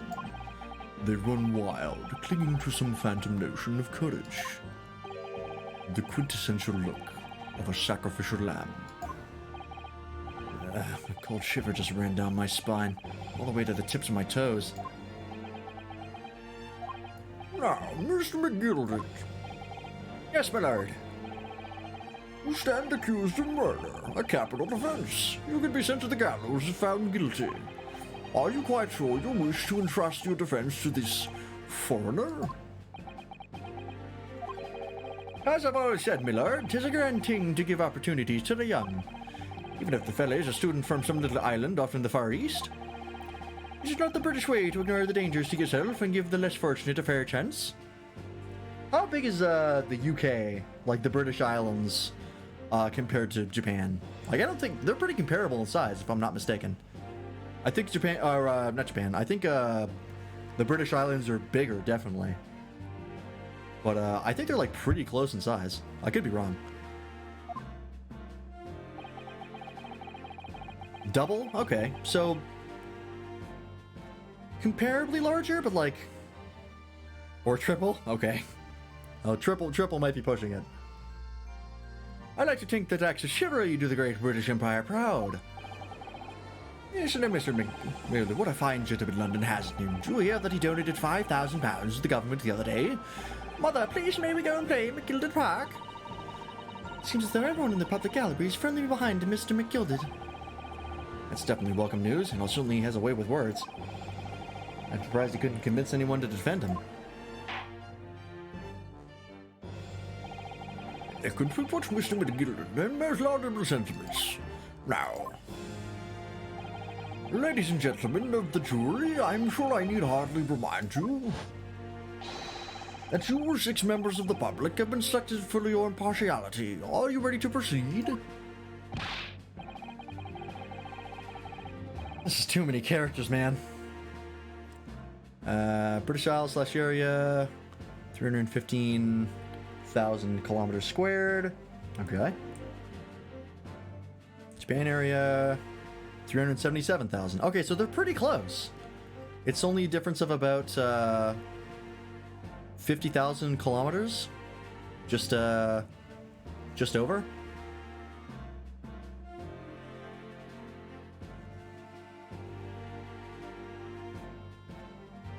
Definitely double. Yeah, 60, yeah, that's closer. So yeah, pretty close. That might even be triple. I don't know, I'm pretty bad at math. You guys have to figure that out for yourselves. Yes, my lord, if the task is to send orders to the gallows where they belong, I'm more than ready. What the matter? His lordship always says we should dispose of rubbish promptly. Naturally, I agree. Any criminals here will be soon wishing they never set eyes on me. Okay, thanks for the cool. I don't think you can drink that in court, sir. I feel a chill. Oh, don't mind me, my dears. I'll just be getting on with my knitting. Must finish these bits for my grandson. Oh, you're thinking France. Fair enough. Sent a picture of Japan overlaid on the UK. I can just switch close. Let me take a look at that.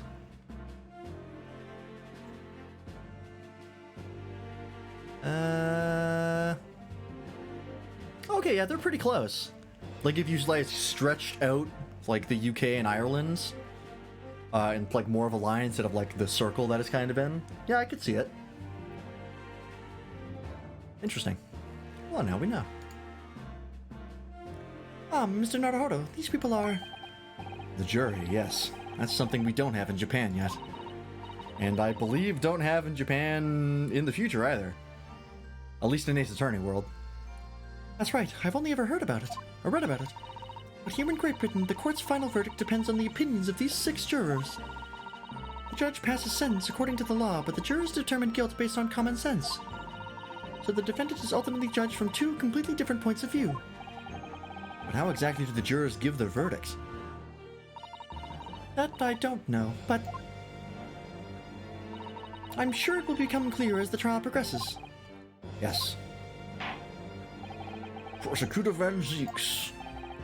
My lord. It's been a number of years since we've seen you here in the courtroom. I thought you'd renounced your fame. I'm known as the Reaper of the Bailey, my lord. Infamy rather than fame, I would say. But yes, 5 years have passed since I last spread my wings in this capacity. There's fan art for this guy as well, right? Like, I don't have to check to know that there's probably fan art for this guy. So, what brings you back? Is there some change of circumstances of which the court should be aware?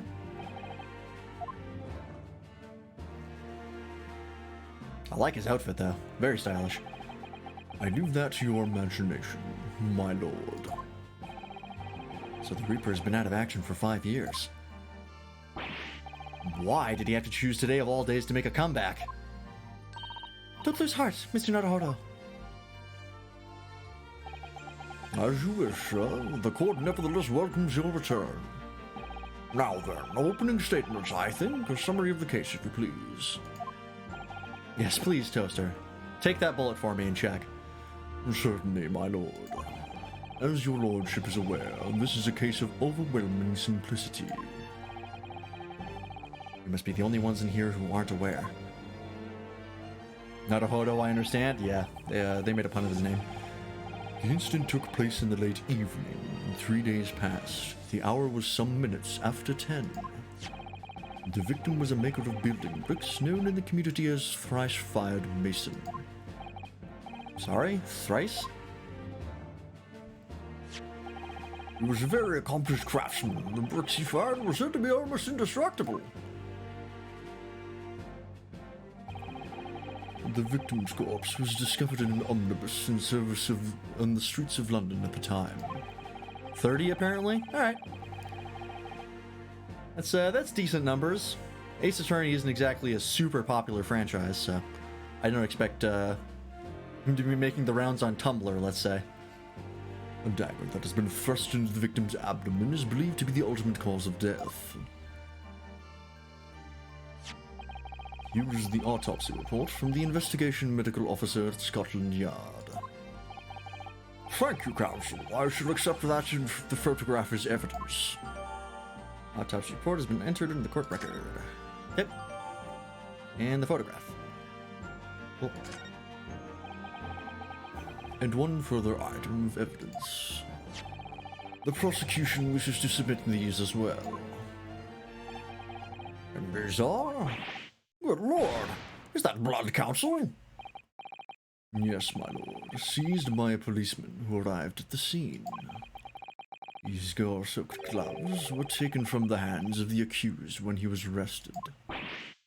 What? Mr. McGilton's gloves had blood on them?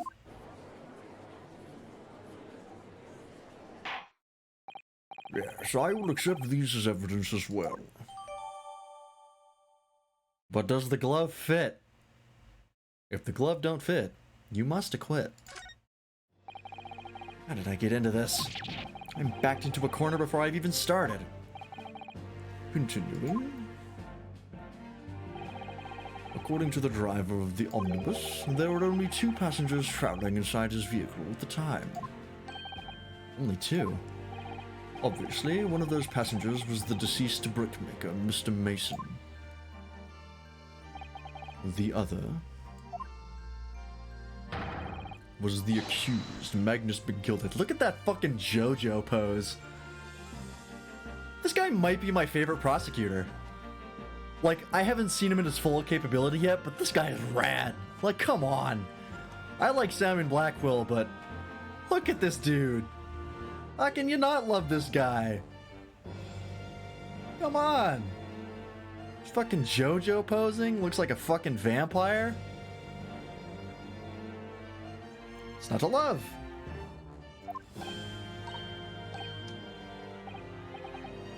Well, rather damning circumstances, to say the least. Defendant, what say you? Well, of course, I have no recollection of such a thing. Mr. McGilded. To be sure, I rode the omnibus that evening. But whenever I'm in a carriage, I'm taken with a fierce tiredness, and I always succumb to it. Are you claiming to have been asleep?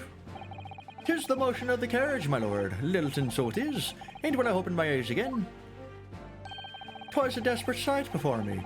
The body of a man I never lays on before in me life. I ask yous, what good-hearted soul wouldn't rush to help a fella bleeding from his stomach? I wasn't about to start worrying about me gloves now, was I? I reached out to give the man a hand. So the blood got onto the gloves then, after the man had been killed. Unfortunately, that statement of the driver's is only the beginning. What? That's not all of it.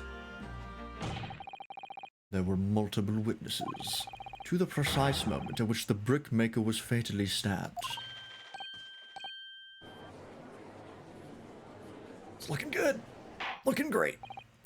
Order, order, order. When the killing took place, only the victim and the accused were inside the carriage, and there were witnesses to the crime. This is not just a case of compelling evidence. It's the nail in the coffin for the accused.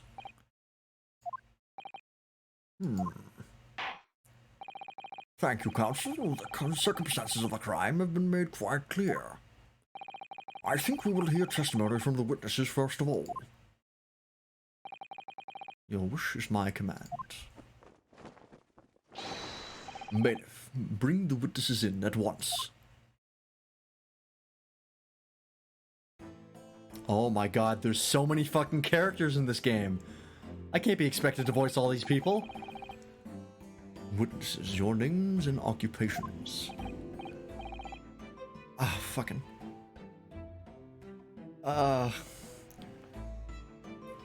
Whatever. My name is, well, everyone calls me Beppo. I drive an omnibus in the East End. Bruce Fairplay. I'm a banker in the city. Well, my name's First. Lady First. I make hats for gents. Let's begin by confirming the facts.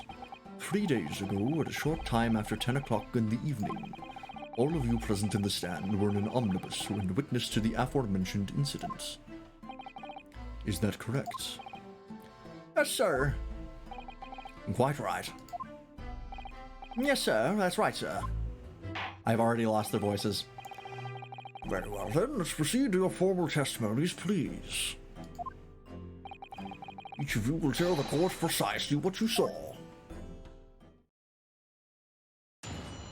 Witness testimony. Alright. We are going to end here for tonight. I know it's a fascinating place.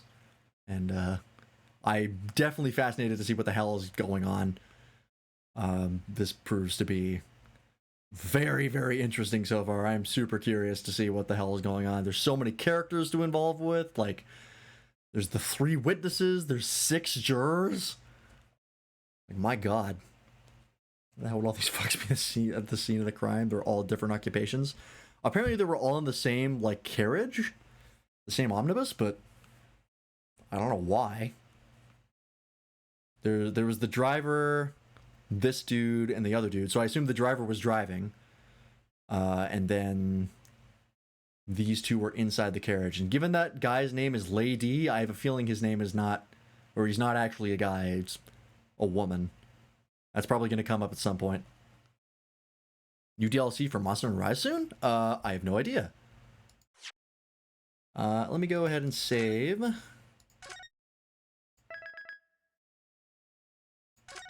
Is the next title update coming soon? I haven't heard any news about it, but I haven't checked in a while.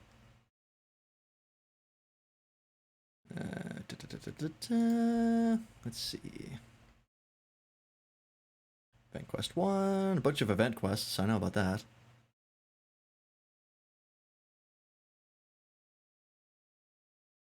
Yeah, I don't know. I haven't heard anything, but I'll take a look. Rest assured, when the next title update for Monster Hunter Rise does come out, we will definitely be playing that for sure. Without question, we'll be playing that. Every 4 weeks, or is it every 2 to 3 months? I think it's every 2 to 3 months. I don't think it's as quick as every 4 weeks. That doesn't sound right to me. I know for FF14, every patch update is about 4 months. So, yeah, I don't know. But whenever it happens, we'll be sure to play it. Absolutely. But we're going to be calling it a night here. So let's find somewhere to drop you off at. This has been another excellent fucking foray into the Greatest Eternity Chronicles. This game might become my favorite in the series. Like, I like Dual Destinies a lot, but man, this game is good. Like, I am loving it. Let's see what we've got.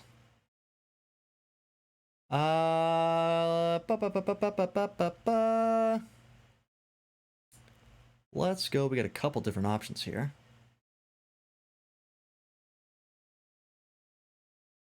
Let's raid.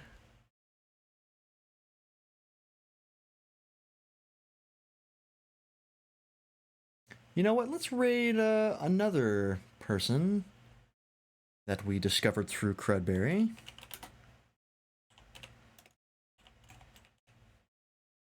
Oh, actually, I should see how long they've been going.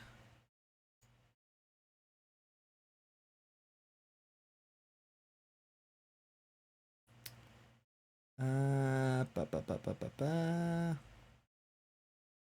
Ooh, they've been going for about 5 hours already. Okay, they're probably not going to be streaming for too much longer, unfortunately. Okay. Well, if that's the case,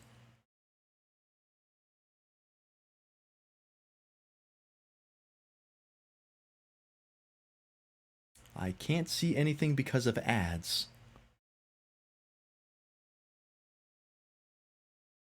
So that's somewhat annoying. I have to wait for this ad to end. Oh, they've also been going for almost 5 hours. Okay, you know what? We're going to raid Credberry then. Credberry, I know, usually goes for a pretty decent amount of time. Because I don't want to raid somebody who like ends immediately. That's always always unfortunate.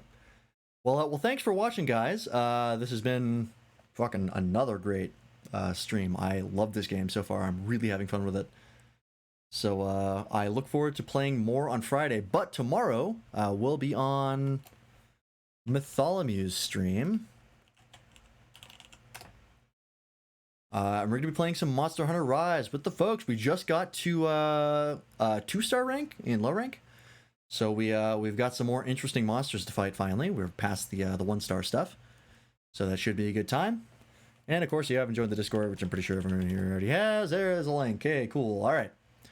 Go say hi to Credberry, and hopefully we'll see you on Matt's channel tomorrow. We'll be streaming... Oh, before we go, I should mention, Thursday, we'll be watching part 3 of Kizu Monogatari. Unfortunately, I will miss it because I will be busy, which is very unfortunate, because I did want to see how it ended. Considering I'd already spent 2 hours, might as well spend the third one and find out what happens. But I am going to miss it, unfortunately, so... that's on Thursday at 8 o'clock, Mountain Standard Time. We'll be back here on Friday doing more of this. Saturday, we'll be continuing the build on the HG Zabanya. So thanks for watching, everybody, and have a good night.